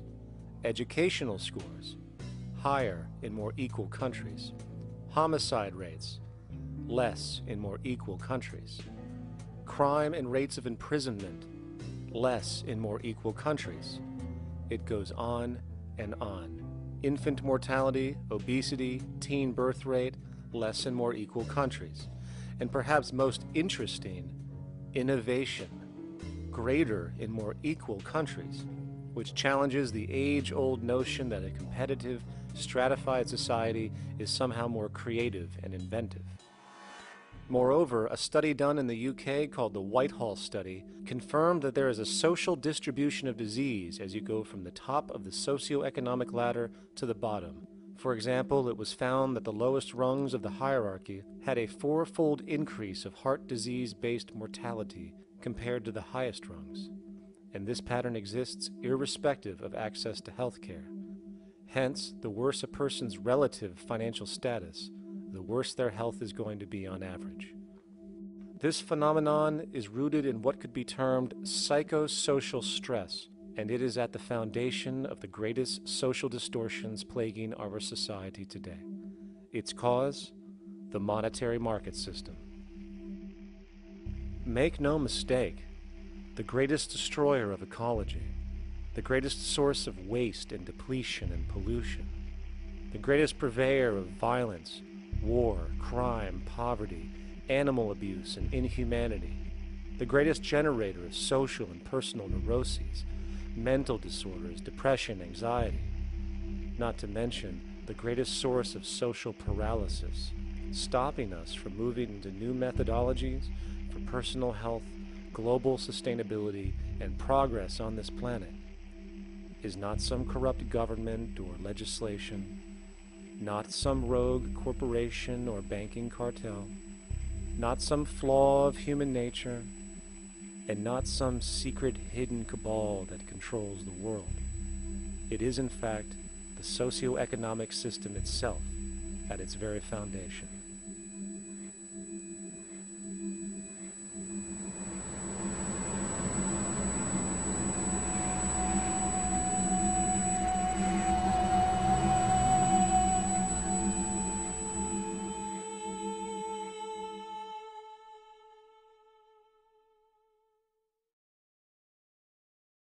Let's imagine for a moment we had the option to redesign human civilization from the ground up. What if, hypothetically speaking, we discovered an exact replica of the planet Earth, and the only difference between this new planet and our current one is that human evolution had not occurred.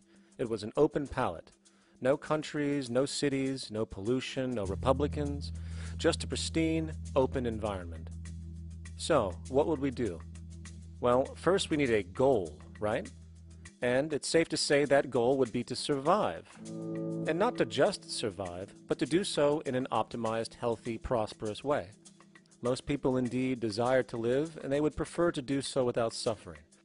Therefore, the basis of this civilization needs to be as supportive and hence sustainable for human life as possible, taking into account the material needs of all the world's people while trying to remove anything that could hurt us in the long run. That goal of, say, maximum sustainability understood, the next question regards our method. What kind of approach do we take? Well, let's see. Last I checked, politics was the method of social operation on Earth. So what do the doctrines of the Republicans, liberals, conservatives, or socialists have to say about societal design? Not a damn thing. Okay, then what about religion? Surely the great creator had to have left some blueprint somewhere. No, nothing I can find. Okay then, so what's left? It appears something called science. Science is unique in that its methods demand not only that the ideas proposed be tested and replicated, but everything science comes up with is also inherently falsifiable. In other words, unlike religion and politics, science has no ego, and everything it suggests accepts the possibility of being proven wrong eventually. It holds on to nothing and evolves constantly. Well, that sounds natural enough to me. So then, based on the current state of scientific knowledge in the early 21st century, along with our goal of maximum sustainability for the human population, how do we begin the actual process of construction? Well, the first question to ask, what do we need to survive? The answer, of course, are planetary resources. Whether it is the water we drink, the energy we use, the raw materials we utilize to create tools and shelter, the planet hosts an inventory of resources, many of which are demanded for our survival. So, given that reality, it then becomes critical to figure out what we have and where it is. This means we need to conduct a survey. We simply locate and identify every physical resource on the planet we can, along with the amount available at each location, from the deposits of copper, to the most potent locations for wind farms to produce energy, to the natural freshwater springs, to an assessment of the amount of fish in the ocean, to the most prime arable land for food cultivation, etc. But, since we humans are going to be consuming these resources over time, we then realize that not only do we need to locate and identify, we also need to track. We need to make sure we don't run out of any of this stuff. That would be bad. And this means not only tracking our rates of use, but the rates of earthly regeneration as well, such as how long it takes for, say, a tree to grow or a spring to replenish. This is called dynamic equilibrium.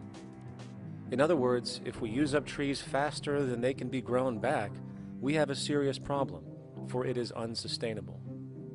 So then, how do we track this inventory, especially when we recognize that all of this stuff is scattered everywhere? We have large mineral mines in what we call Africa, energy concentrations in the Middle East, huge tidal power possibilities on the Atlantic coast of North America, the largest supply of freshwater in Brazil, etc. Well, once again, good old science has a suggestion. It's called systems theory. Systems theory recognizes that the fabric of the natural world, from human biology to the earthly biosphere to the gravitational pull of the solar system itself, is one huge synergistically connected system, fully interlinked. Just as human cells connect to form our organs, and the organs connect to form our bodies, and since our bodies cannot live without the earthly resources of food, air, and water, we are intrinsically connected to the earth, and so on. So, as nature suggests, we take all of this inventory and tracking data and create a system to manage it. a global resource management system, in fact, to account for every relevant resource on the planet. There is simply no logical alternative if our goal as a species is survival in the long run.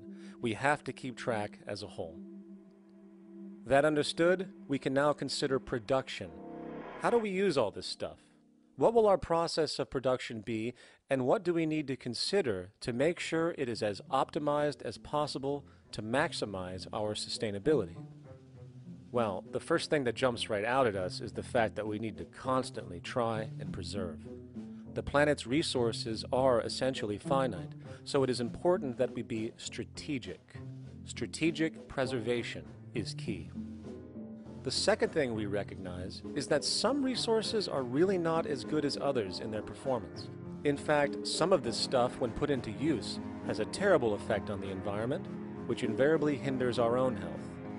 For example, oil and fossil fuels, no matter how you cut it, release some pretty destructive agents into the environment.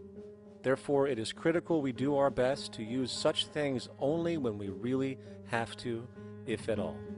Fortunately for us, we see a ton of solar, wind, tidal, wave, heat differential, and geothermal possibilities for energy production, so we can strategize objectively about what we use and where to avoid what could be called negative retroactions, or anything that results from production or use that damages the environment and hence ourselves.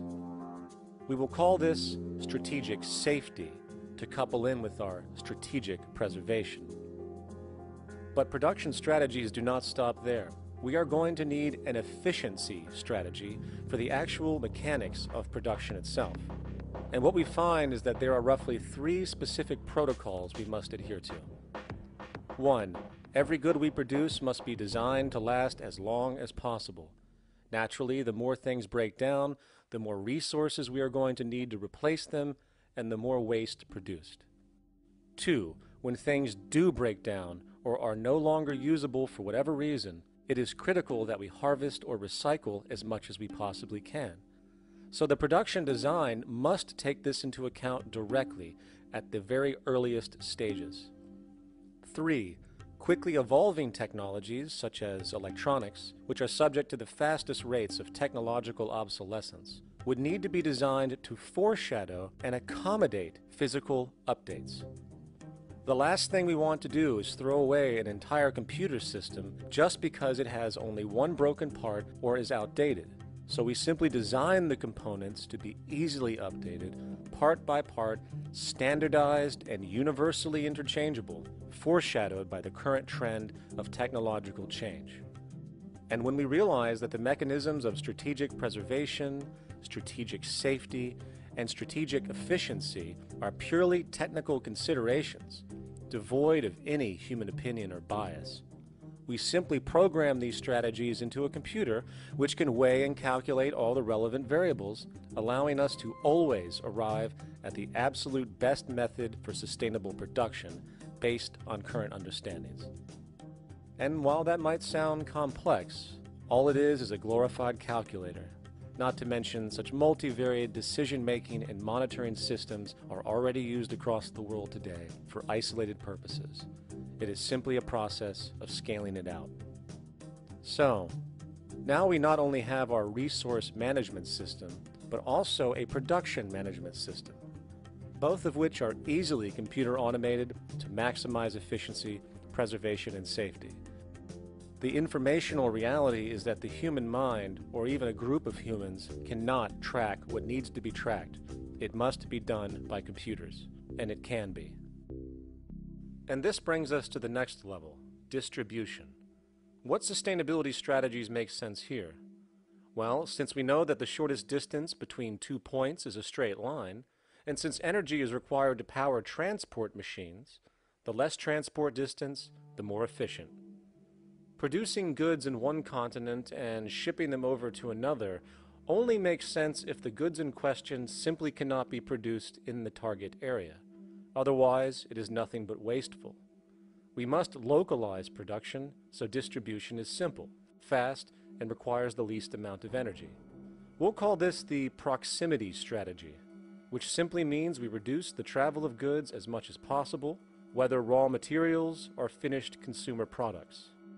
Of course, it might also be important to know what goods we are transporting and why, and this falls under the category of demand. And demand is simply what people need to be healthy and to have a high quality of life. The spectrum of material human needs range from core life-supporting necessities, such as food, clean water, shelter, to social and recreational goods, which allow for relaxation and personal social enjoyment, both important factors in human and social health overall. So, very simply, we take another survey. People describe their needs. Demand is assessed, and production begins based on that demand. And since the level of demand of different goods will naturally fluctuate and change around different regions, we need to create a demand distribution tracking system, so to avoid overruns and shortages.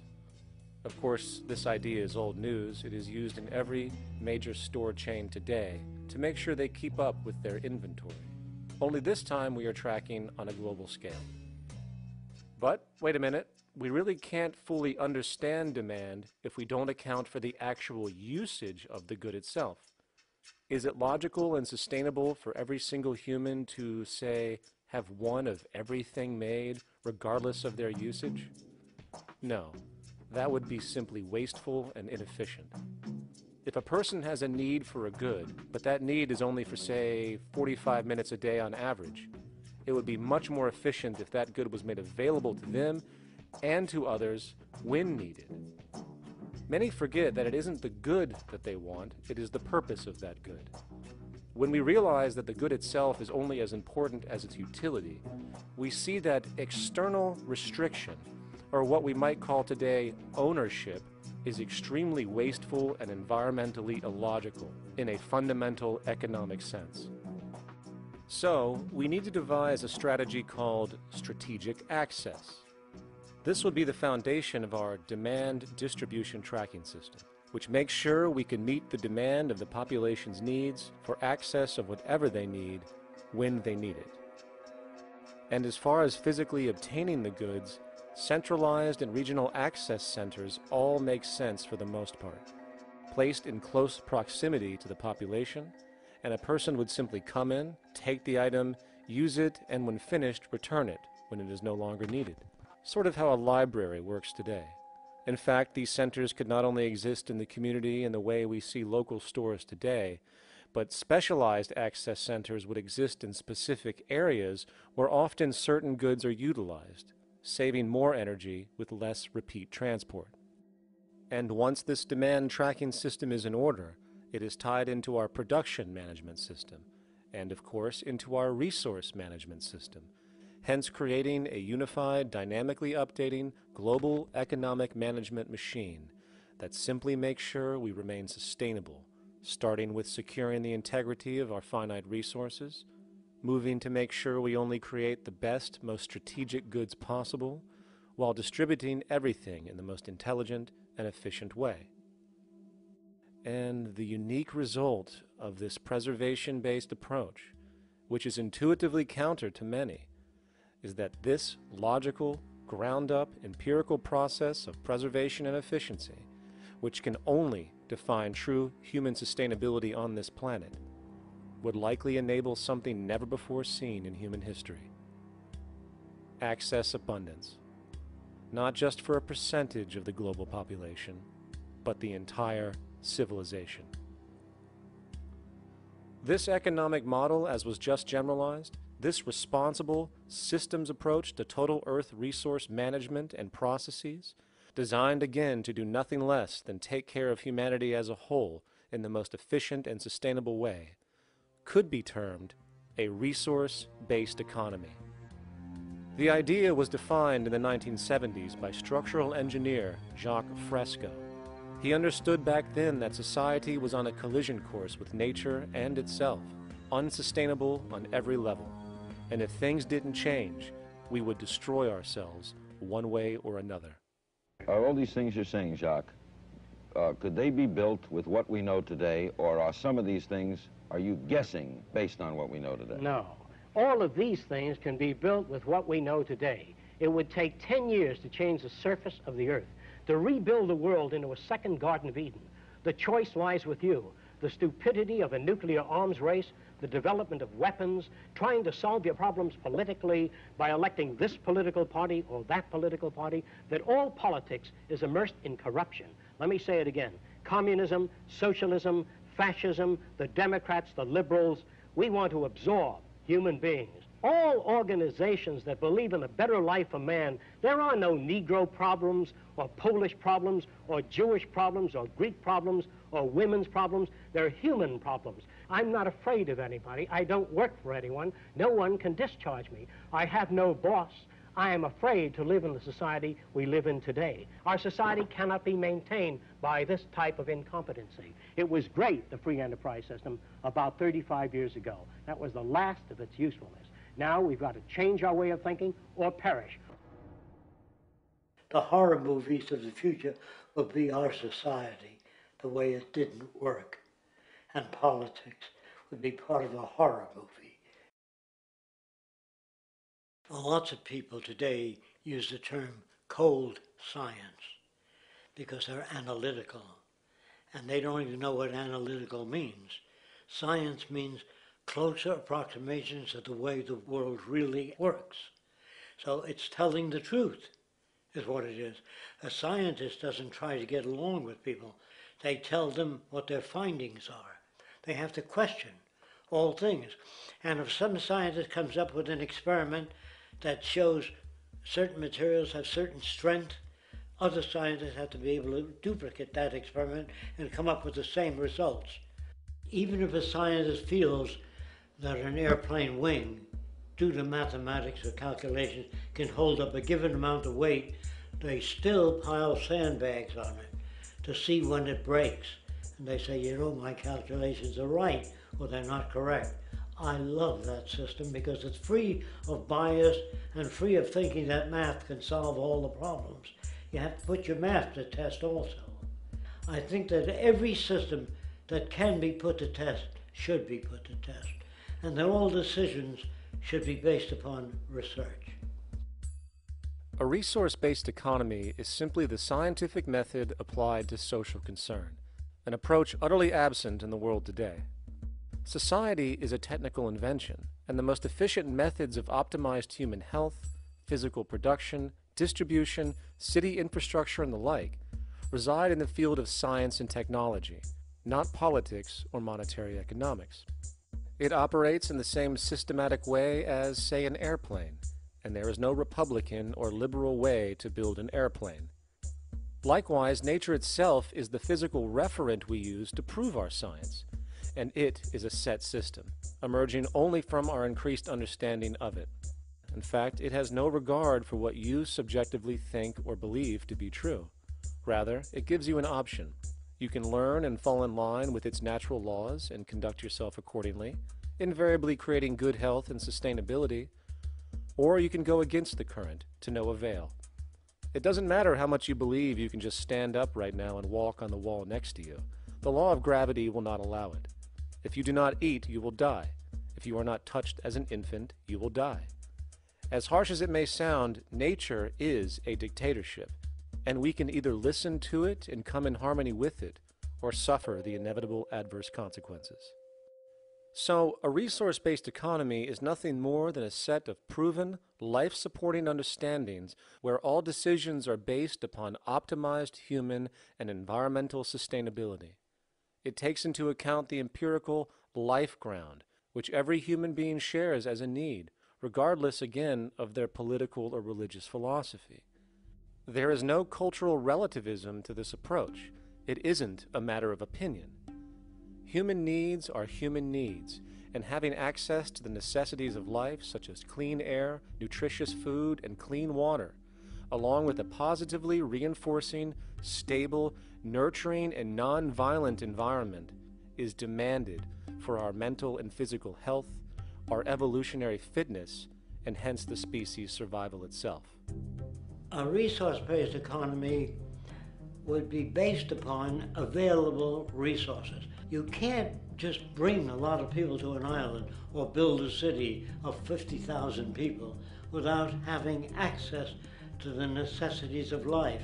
So when I use the term a comprehensive systems approach, I'm talking about doing an inventory of the area first and determining what that area can supply, not just architectural approach, not just design approach, but design must be based on all of the requirements to enhance human life. And that's what I mean by an integrated way of thinking. Food, clothing, shelter, warmth, love, all those things are necessary. If you deprive people of any of them, you have a lesser human being, less capable of functioning.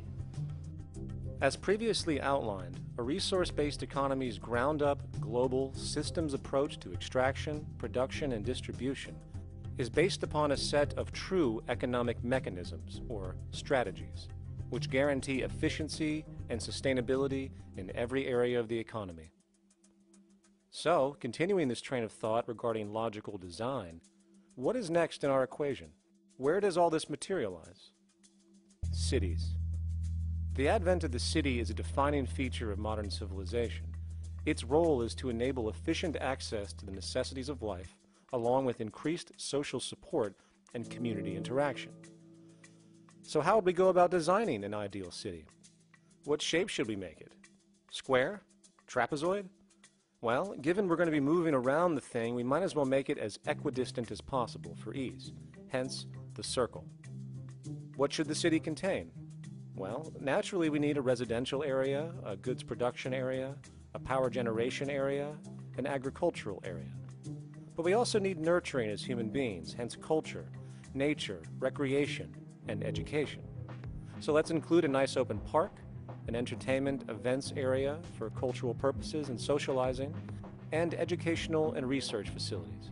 And since we're working with a circle, it seems rational to place these functions in belts based on the amount of land required for each goal, along with ease of access. Very good. Now, let's get down to specifics. First, we need to consider the core infrastructure, or intestines, of the city organism. These would be the water, good, waste, and energy transport channels. Just as we have water and sewage systems under our cities today, we would extend this channeling concept to integrate waste recycling and delivery itself. No more mailmen or garbage men. It is built right in. We could even use automated pneumatic tubes and similar technologies. Same goes for transport. It needs to be integrated and strategically designed to reduce or even remove the need for wasteful, independent automobiles. Electric trams, conveyors, transveyors, and maglevs, which can take you virtually anywhere in the city, even up and down, along with connecting you to other cities as well. And of course, in the event an automobile is required, it is automated by satellite for safety and integrity. In fact, this automation technology is in working order right now. Automobile accidents kill about 1.2 million people every single year, injuring about 50 million. This is absurd and doesn't have to occur. Between efficient city design and automated driverless cars, this death toll can be virtually eliminated. Agriculture. Today, through our haphazard, cost-cutting industrial methods, using pesticides, excessive fertilizers, and other means, we have successfully destroyed much of the arable land on this planet, not to mention also extensively poisoning our bodies. In fact, industrial and agricultural chemical toxins now show up in virtually every human being tested, including infants. Fortunately, there is a glaring alternative: the soilless mediums of hydroponics and aeroponics, which also reduce nutrient and water requirements by up to 75% of our current usage. Food can now be organically grown on an industrial scale in enclosed vertical farms, such as in 50-story 1-acre plots, virtually eliminating the need for pesticides and hydrocarbons in general. This is the future of industrial food cultivation: efficient, clean, and abundant. So, such advanced systems would be, in part, what comprise our agricultural belt, producing all the food required for the entire city's population, with no need to import anything from the outside, saving time, waste, and energy. And speaking of energy, the energy belt would work in a systems approach to extract electricity from our abundant renewable mediums. specifically wind, solar, geothermal, and heat differentials, and if near water potentials, tidal and wave power. To avoid intermittency and make sure a positive net energy return occurs, these mediums would operate in an integrated system, powering each other when needed, while storing excessive energy to large supercapacitors under the ground, so nothing can go to waste.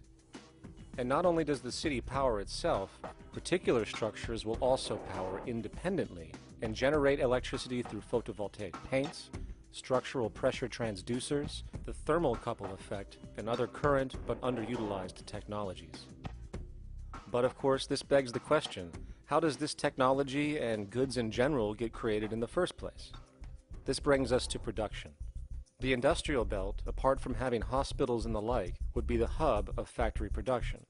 Completely localized overall, it would of course obtain raw materials by way of the global resource management system just discussed, with demand being generated by the population of the city itself. As far as the mechanics of production, we need to discuss a new, powerful phenomenon, which was sparked very recently in human history and is on pace to changing everything. It's called mechanization, or the automation of labor. Well, if you look around you, you'll notice that almost everything that we use today is built automatically.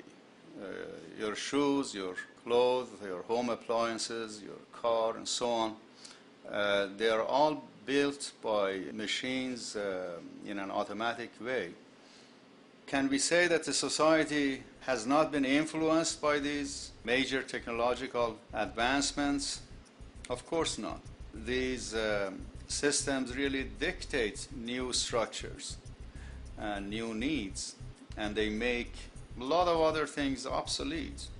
So we've been going up in the development and use of technology in an exponential way.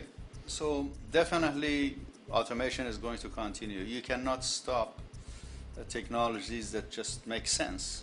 Labor automation through technology is at the bottom of every major social transformation in human history. From the agricultural revolution and the invention of the plow, to the industrial revolution and the invention of the powered machine, to the information age we live in now, through essentially the invention of advanced electronics and computers. And with regard to advanced production methods today, mechanization is now evolving on its own, moving away from the traditional method of assembling component parts into a configuration into an advanced method of creating entire products in one single process. Like most engineers, I'm fascinated by biology because it's so full of examples of extraordinary pieces of engineering. And absolutely, what biology is the study of things that copy themselves. Of course, that's as good a definition of life as we've got. Again, as an engineer, I've always been intrigued by the idea of machines that would copy themselves. RepRap is a three-dimensional printer. That's to say, it's a printer that you plug into a computer, and instead of making two-dimensional sheets of paper with patterns on, it makes real, physical, three-dimensional objects. Now, there's nothing new about that. 3D printers have been around for about 30 years. Big thing about RepRap is that it prints most of its own parts. So if you've got one, you can make another one and give it to a friend, as well as being able to print lots of useful things. From the simple printing of basic household goods in your home, to the printing of an entire automobile body in one swoop, advanced automated 3D printing now has the potential to transform virtually every field of production, including home construction. Contour crafting is actually a fabrication technology, the so-called 3D printing, when you directly build a 3D object from a computer model. Using contour crafting, it will be possible to build a 2,000 square foot home entirely by the machine in one day. The reason that people are interested in automating construction is that it really brings a lot of benefits. For example, construction is pretty labor intensive, and although it provides job for a sector of the society, it also has issues and complications. For example, construction is the most dangerous job that there is. It is worse than mining and agriculture. It has got the highest level of fatality almost in every country. Another issue is the waste. An average home in the United States has 3 to 7 tons of waste.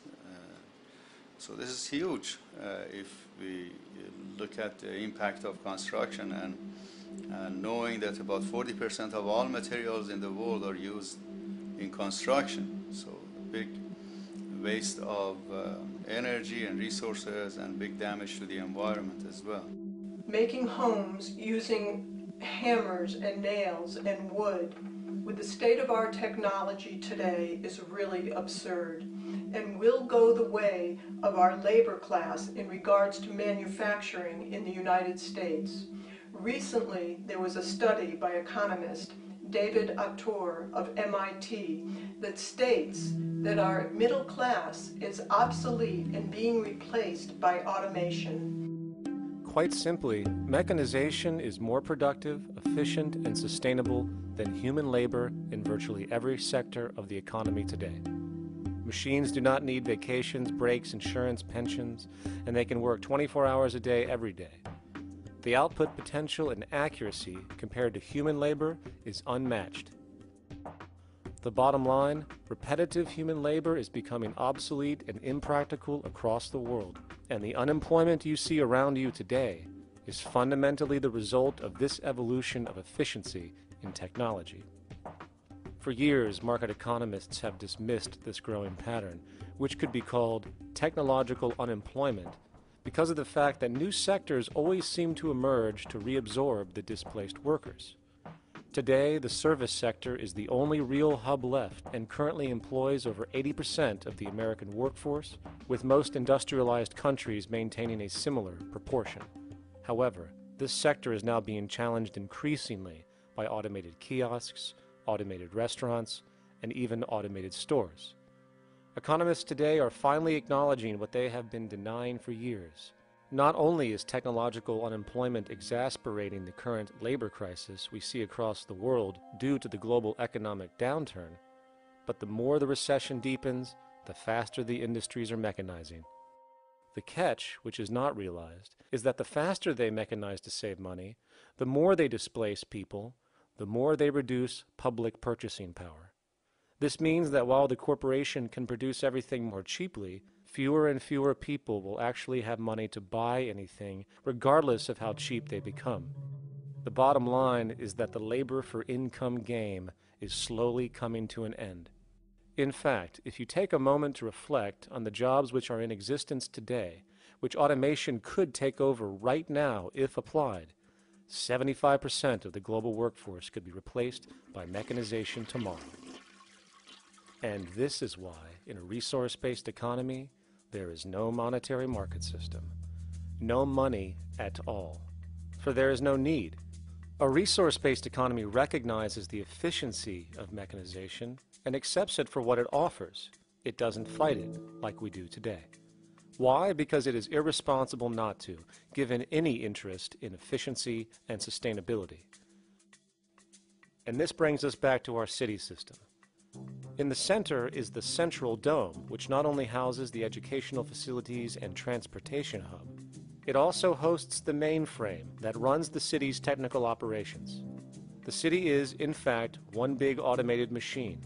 It has sensors in all technical belts to track the progress of agriculture, energy gathering, production, distribution, and the like.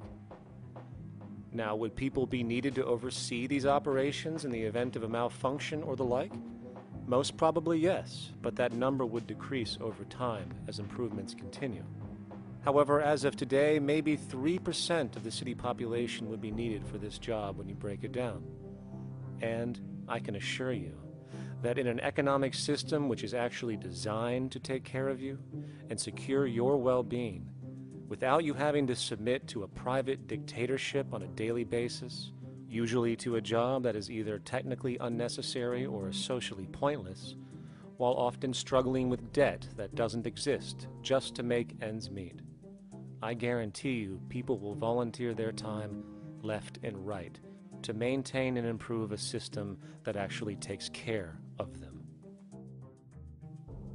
And coupled with this issue of incentive comes the common assumption that if there isn't some external pressure for one to work for a living, people will just sit around, do nothing, and turn into fat, lazy blobs. This is nonsense. The labor system we have today is in fact the generator of laziness, not a resolver of it. If you think back to when you were a child, full of life, interested in new things to understand, likely creating and exploring, but as time went on, the system pushed you into the focus of figuring out how to make money. And from early education to study at a university, you are narrowed, only to emerge as a creature which serves as a cog in a wheel in a model that sends all the fruits to the upper 1%. Scientific studies have now shown that people are, in fact, not motivated by monetary reward when it comes to ingenuity and creation. The creation itself is the reward. Money, in fact, appears only to serve as an incentive for repetitive, mundane actions, a role we have just now shown can be replaced by machine. So when it comes to innovation, the actual use of the human mind, the monetary incentive has proven to be a hindrance, interfering and detracting from creative thought. And this might explain why Nikola Tesla, the Wright brothers, and other inventors who contributed massively to our current world never showed a monetary incentive to do so. Money is, in fact, a false incentive and causes 100 times more distortion than it does contribution. Good morning, class. Please settle down. The first thing I would like to do is go around the room and ask what everyone would like to be when they grow up. Who would like to go first? Okay, how about you, Sarah? When I grow up, I want to work at McDonald's like my mom. Oh, family tradition, eh? How about you, Linda? When I grow up, I'm going to be a prostitute on the streets of New York City. Oh, glamour girl, huh? Very ambitious. How about you, Tommy? When I grow up, I'm going to be a rich, elitist businessman who works on Wall Street and profits off of the collapse of foreign economies. Enterprising. And great to see some multicultural interest. As stated before, a resource-based economy applies the scientific method to social concern, and this isn't limited to simply technical efficiency. It also has the consideration of human and social well-being directly and what comprises it. What good is a social system if, in the end, it doesn't produce happiness and peaceful coexistence? So it is important to point out that with the removal of the money system and the necessities of life provided, we would see a global reduction in crime by about 95% almost immediately, for there is nothing to steal, embezzle, scam, or the like. 95% of all people in prisons today are there due to some monetary-related crime or drug abuse, and drug abuse is a disorder, not a crime. So what about the other 5%, the truly violent, often seeming to some as being violent for the sake of being violent? Are they just evil people? The reason that I frankly think it's a waste of time to engage in moral value judgments about people's violence is because it doesn't advance by one iota our understanding of either the causes or the prevention of the violent behavior. People sometimes ask if I believe in forgiving criminals. My answer to that is, no, I don't believe in forgiveness any more than I believe in condemnation. It's only if we as a society can take the same attitude of treating violence as a problem in public health and preventive medicine rather than as a moral evil. It's only when we make that change in our own attitudes and assumptions and values that we will actually succeed in reducing the level of violence rather than stimulating it, which is what we do now. The more justice you seek, the more hurt you become, because there's no such thing as justice. There is whatever there is out there. That's it. In other words, if people are conditioned to be racist and bigots, if they're brought up in an environment that advocates that, why do you blame the person for it? They're a victim of a subculture. Therefore, they have to be helped. The point is, we have to redesign the environment that produces aberrant behavior. That's the problem, not putting a person in jail. That's why judges, lawyers, freedom of choice, such concepts are dangerous, because it gives you misinformation that the person is bad or that person is a serial killer. Serial killers are made, just like soldiers become serial killers with a machine gun. They become killing machines, but nobody looks at them as murderers or assassins, because that's natural. So we blame people. We say, well, this guy was a Nazi, he tortured Jews. No, he was brought up to torture Jews. Once you accept the fact that people have individual choices and they're free to make those choices, free to make choices means without being influenced. And I can't understand that at all. All of us are influenced in all our choices by the culture we live in, by our parents, and by the values that dominate. So we're influenced. So there can't be free choices. What's the greatest country in the world? The true answer, I haven't been all over the world, and I don't know enough about different cultures to answer that question. I don't know anybody that speaks that way. They say, good old USA, the greatest country in the world. There's no survey. Have you been to India? No. Have you been to England? No. Have you been to France? No. What do you make your assumptions on? They can't answer. They get mad at you. They say, well, goddamn it, who the hell are you to tell me what to think? You know, don't forget, you're dealing with aberrated people. They're not responsible for their answers. They're victims of culture. That means they've been influenced by their culture.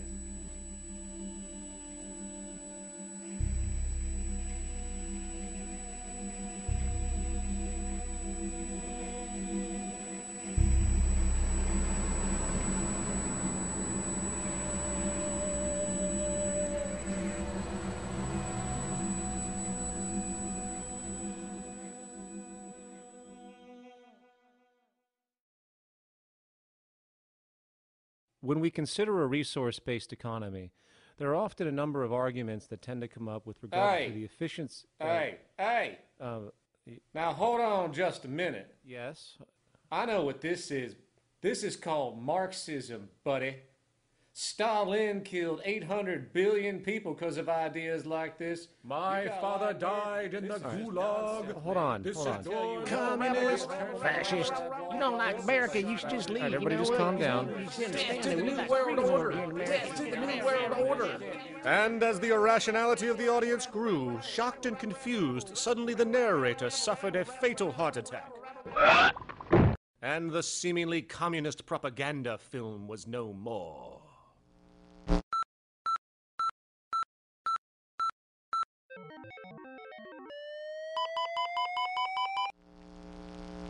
You know, I've said that sort of thing to people in think tank type of situations, and you know, these Club of Rome types and so forth. Marxist. What Marxist? Where did that come from? You know, they got this icon they hold on to as their holy grail, and it's such an easy one, you know. People ask if I'm a socialist or a communist or a capitalist, and I say I'm none of the above. And why do you think that those are the only options?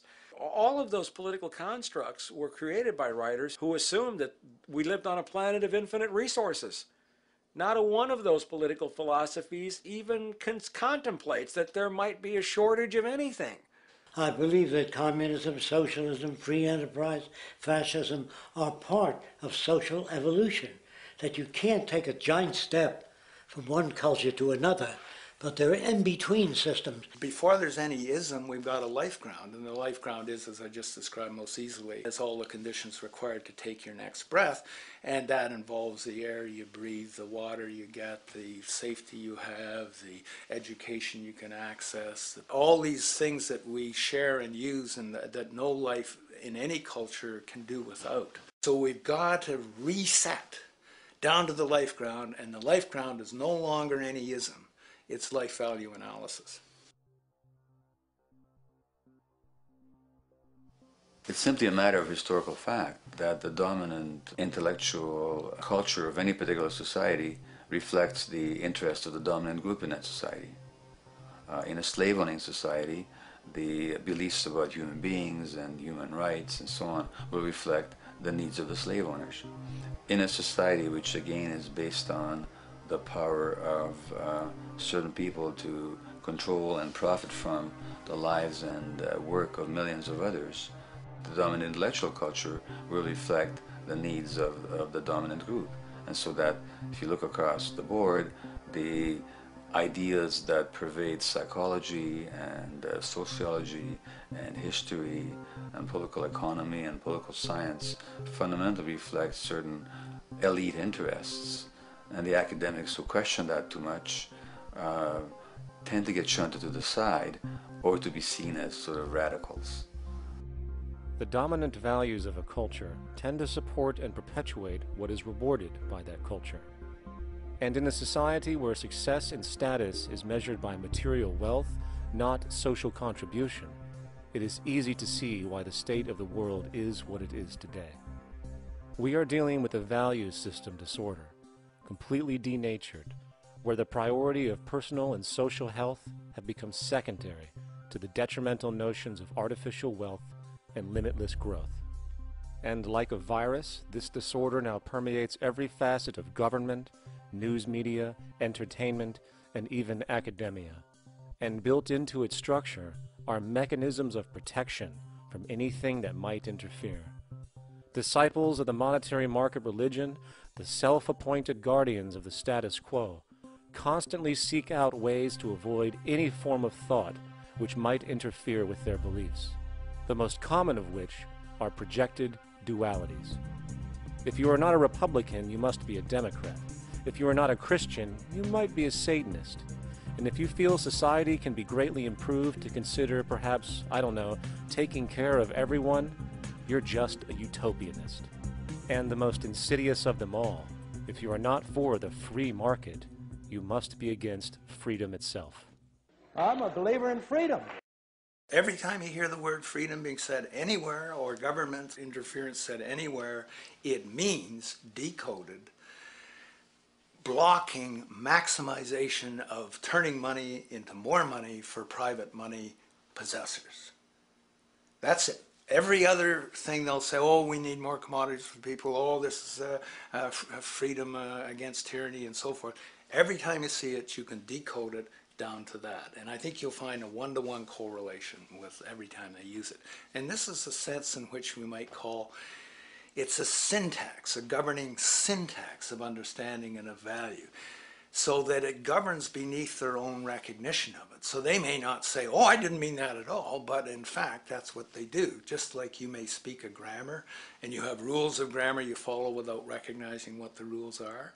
And so what we have is what I call the ruling value syntax that underlies this. So every time they use these words, government interference, lack of freedom, or progress, or development, you can decode them all to come back to mean that. Of course, when you hear the word freedom, it tends to be in the same sentence with something called democracy. It's fascinating how people today seem to believe that they actually have a relevant influence on what their government does, forgetting that the very nature of our system offers everything for sale. The only vote that counts is the monetary vote, and it doesn't matter how much any activist yells about ethics or accountability. In a market system, every politician, every legislation, and hence every government is for sale. And even with the $20 trillion bank bailout starting in 2007, an amount of money which could have changed, say, the global energy infrastructure to fully renewable methods, instead going to a series of institutions that literally do nothing to help society, institutions that could be removed tomorrow with no recourse. The blind conditioning that politics and politicians exist for the public well-being still continues. The fact is, politics is a business, no different than any other in a market system, and they care about their self-interest before anything else. I don't really, honestly, deep down believe in political action. I think the system contracts and expands as it wants to. It accommodates these changes. I think the civil rights movement was an accommodation on the part of those who own the country. I think they see where their self-interest lies. They see a certain amount of freedom seems good, an illusion of liberty. Give these people a voting day every year so that they'll have the illusion of meaningless choice. Meaningless choice, that we go like slaves and say, "Oh, I voted." The limits of debate in this country are established before the debate even begins, and everyone else is marginalized. They're made to seem either to be communists or some sort of disloyal person, a kook, there's a word, and now it's conspiracy. Say, they've made that something that should not be even entertained for a minute, that powerful people might get together and have a plan. Doesn't happen. You're a kook. You're a conspiracy buff. And of all the mechanisms of defense of this system, there are two that repeatedly come up. The first is this idea that the system has been the cause of the material progress we have seen on this planet. Well, no. There are basically two root causes which have created the increased so-called wealth and population growth we see today. One, the exponential advancement of production technology, hence scientific ingenuity. And two, the initial discovery of abundant hydrocarbon energy, which is currently the foundation of the entire socioeconomic system. The free market, capitalist, monetary market system, whatever you want to call it, has done nothing but ride the wave of these advents with a distorted incentive system and a haphazard, grossly unequal method of utilizing and distributing those fruits. The second defense is a belligerent social bias generated from years of propaganda, which sees any other social system as a route to so-called tyranny, with various name droppings of Stalin, Mao, Hitler, and the death tolls they generated. Well, as despotic as these men might have been, along with the societal approaches they perpetuated, when it comes to the game of death, when it comes to the systematic daily mass murder of human beings, nothing in history compares to what we have today. Famines throughout at least the last century of our history have not been caused by a lack of food. They've been caused by relative poverty. The economic resources were so inequitably distributed that the poor simply didn't have enough money with which to buy the food that would have been available if they could have afforded to pay for it. That would be an example of structural violence. Another example, in Africa and some other areas, but I'll particularly focus on Africa, tens of millions of people are dying of AIDS. Why are they dying? It's not because we don't know how to treat AIDS. We have, millions of people in the wealthy countries are getting along remarkably well because they have the medicines that will treat it. The people in Africa who are dying of AIDS are not dying because of the HIV virus. They're dying because they don't have the money with which to pay for the drugs that would keep them alive. Gandhi saw this. He said the deadliest form of violence is poverty. And that's absolutely right. Poverty kills far more people than all the wars in history, more people than all the murderers in history, more than all the suicides in history. Not only does structural violence kill more people than all the behavioral violence put together, structural violence is also the main cause of behavioral violence.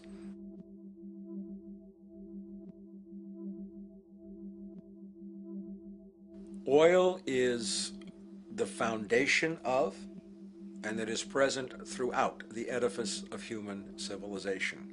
There are 10 calories of hydrocarbon energy, oil and natural gas, in every calorie of food you and I eat in the industrialized world. Fertilizers are made from natural gas. Pesticides are made from oil. You drive oil-powered machines to plant, plow, irrigate, harvest, transport, package. You wrap the food in plastic, that's oil. All plastic is oil. There are 7 gallons of oil in every tire.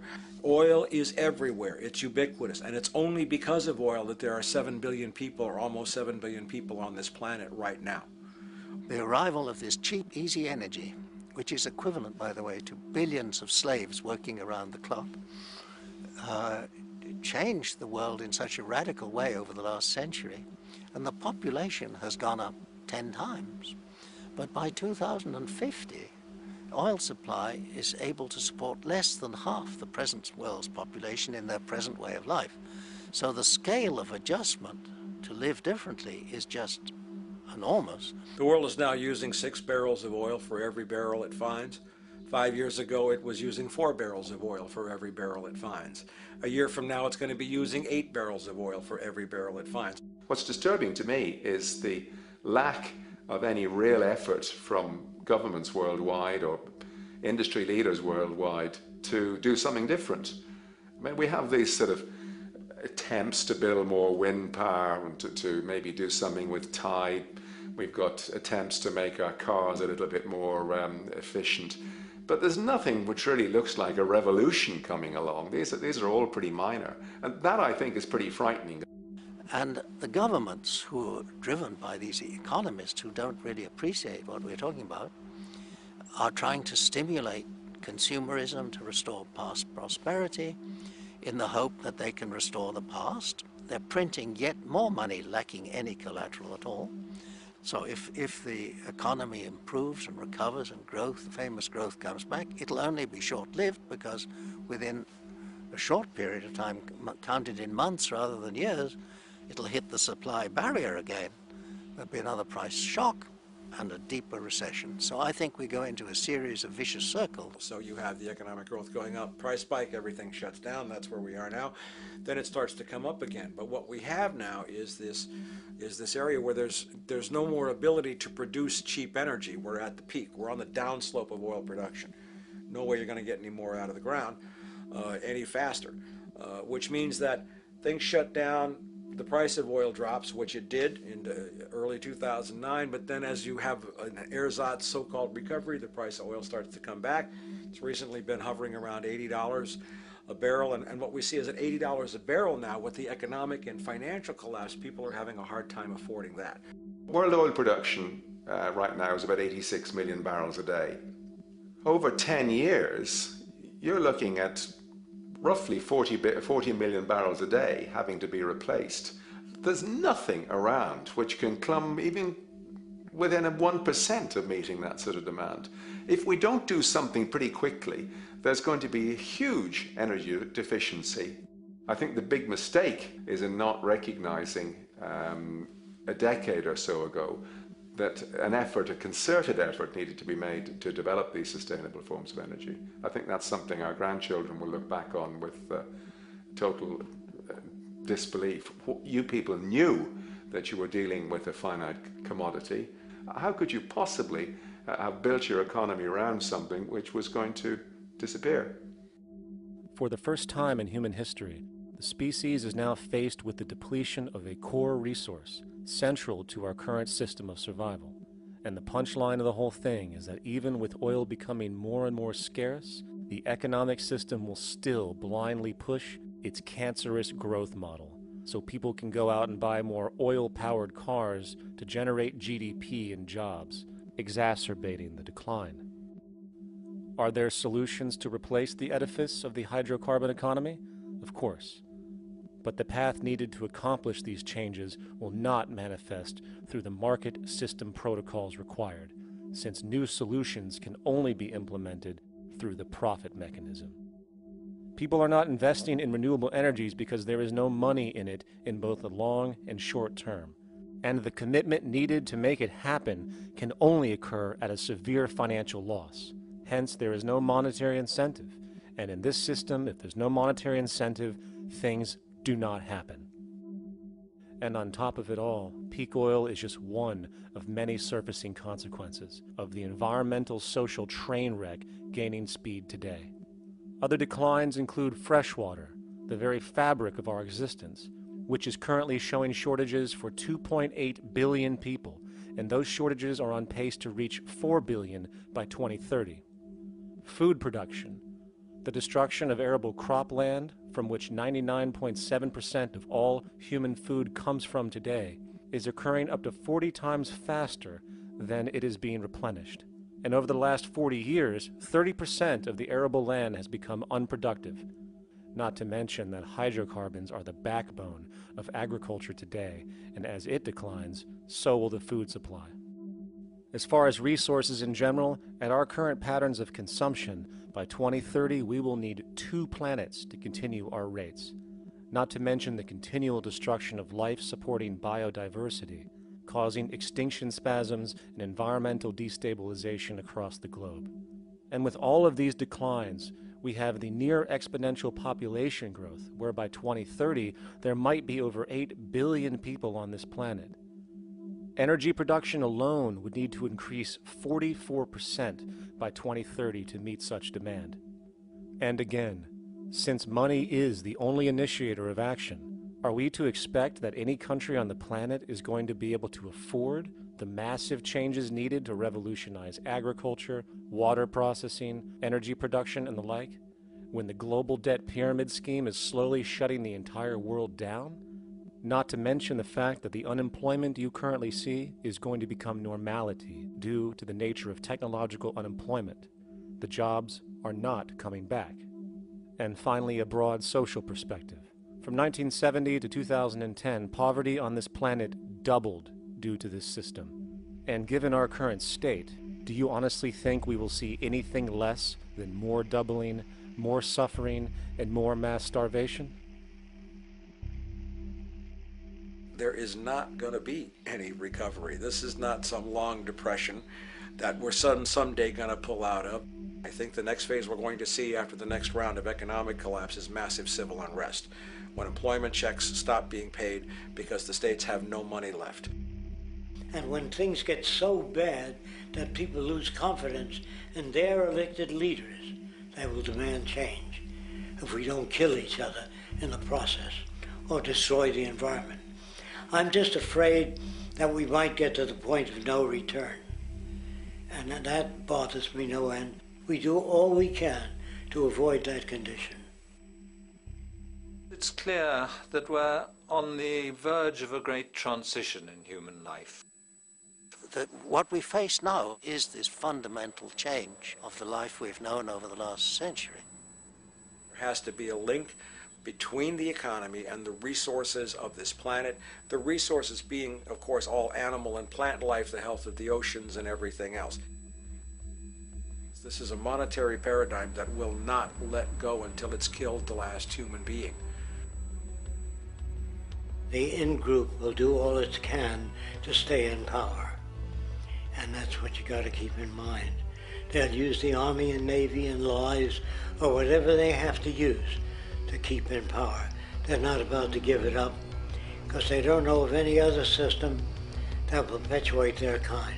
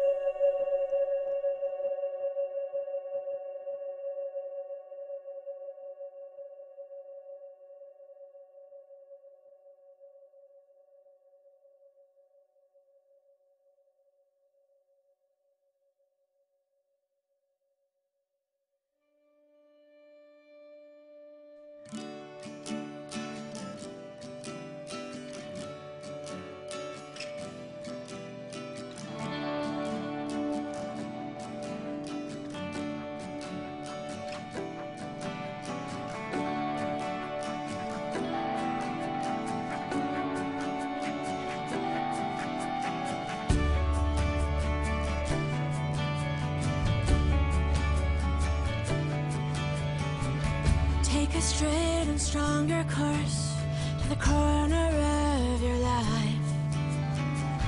Just remember that the goal is for us all to capture all we want.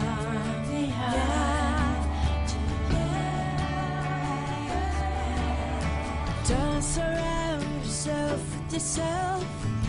Move on back to squares. Send an instant karma to me, and I shall live with love and care for yourself.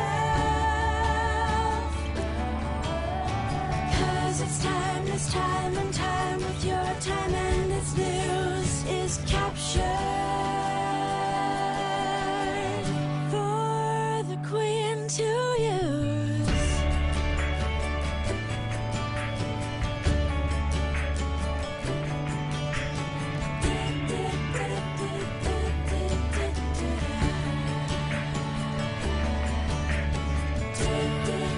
Surround yourself with yourself. Surround yourself.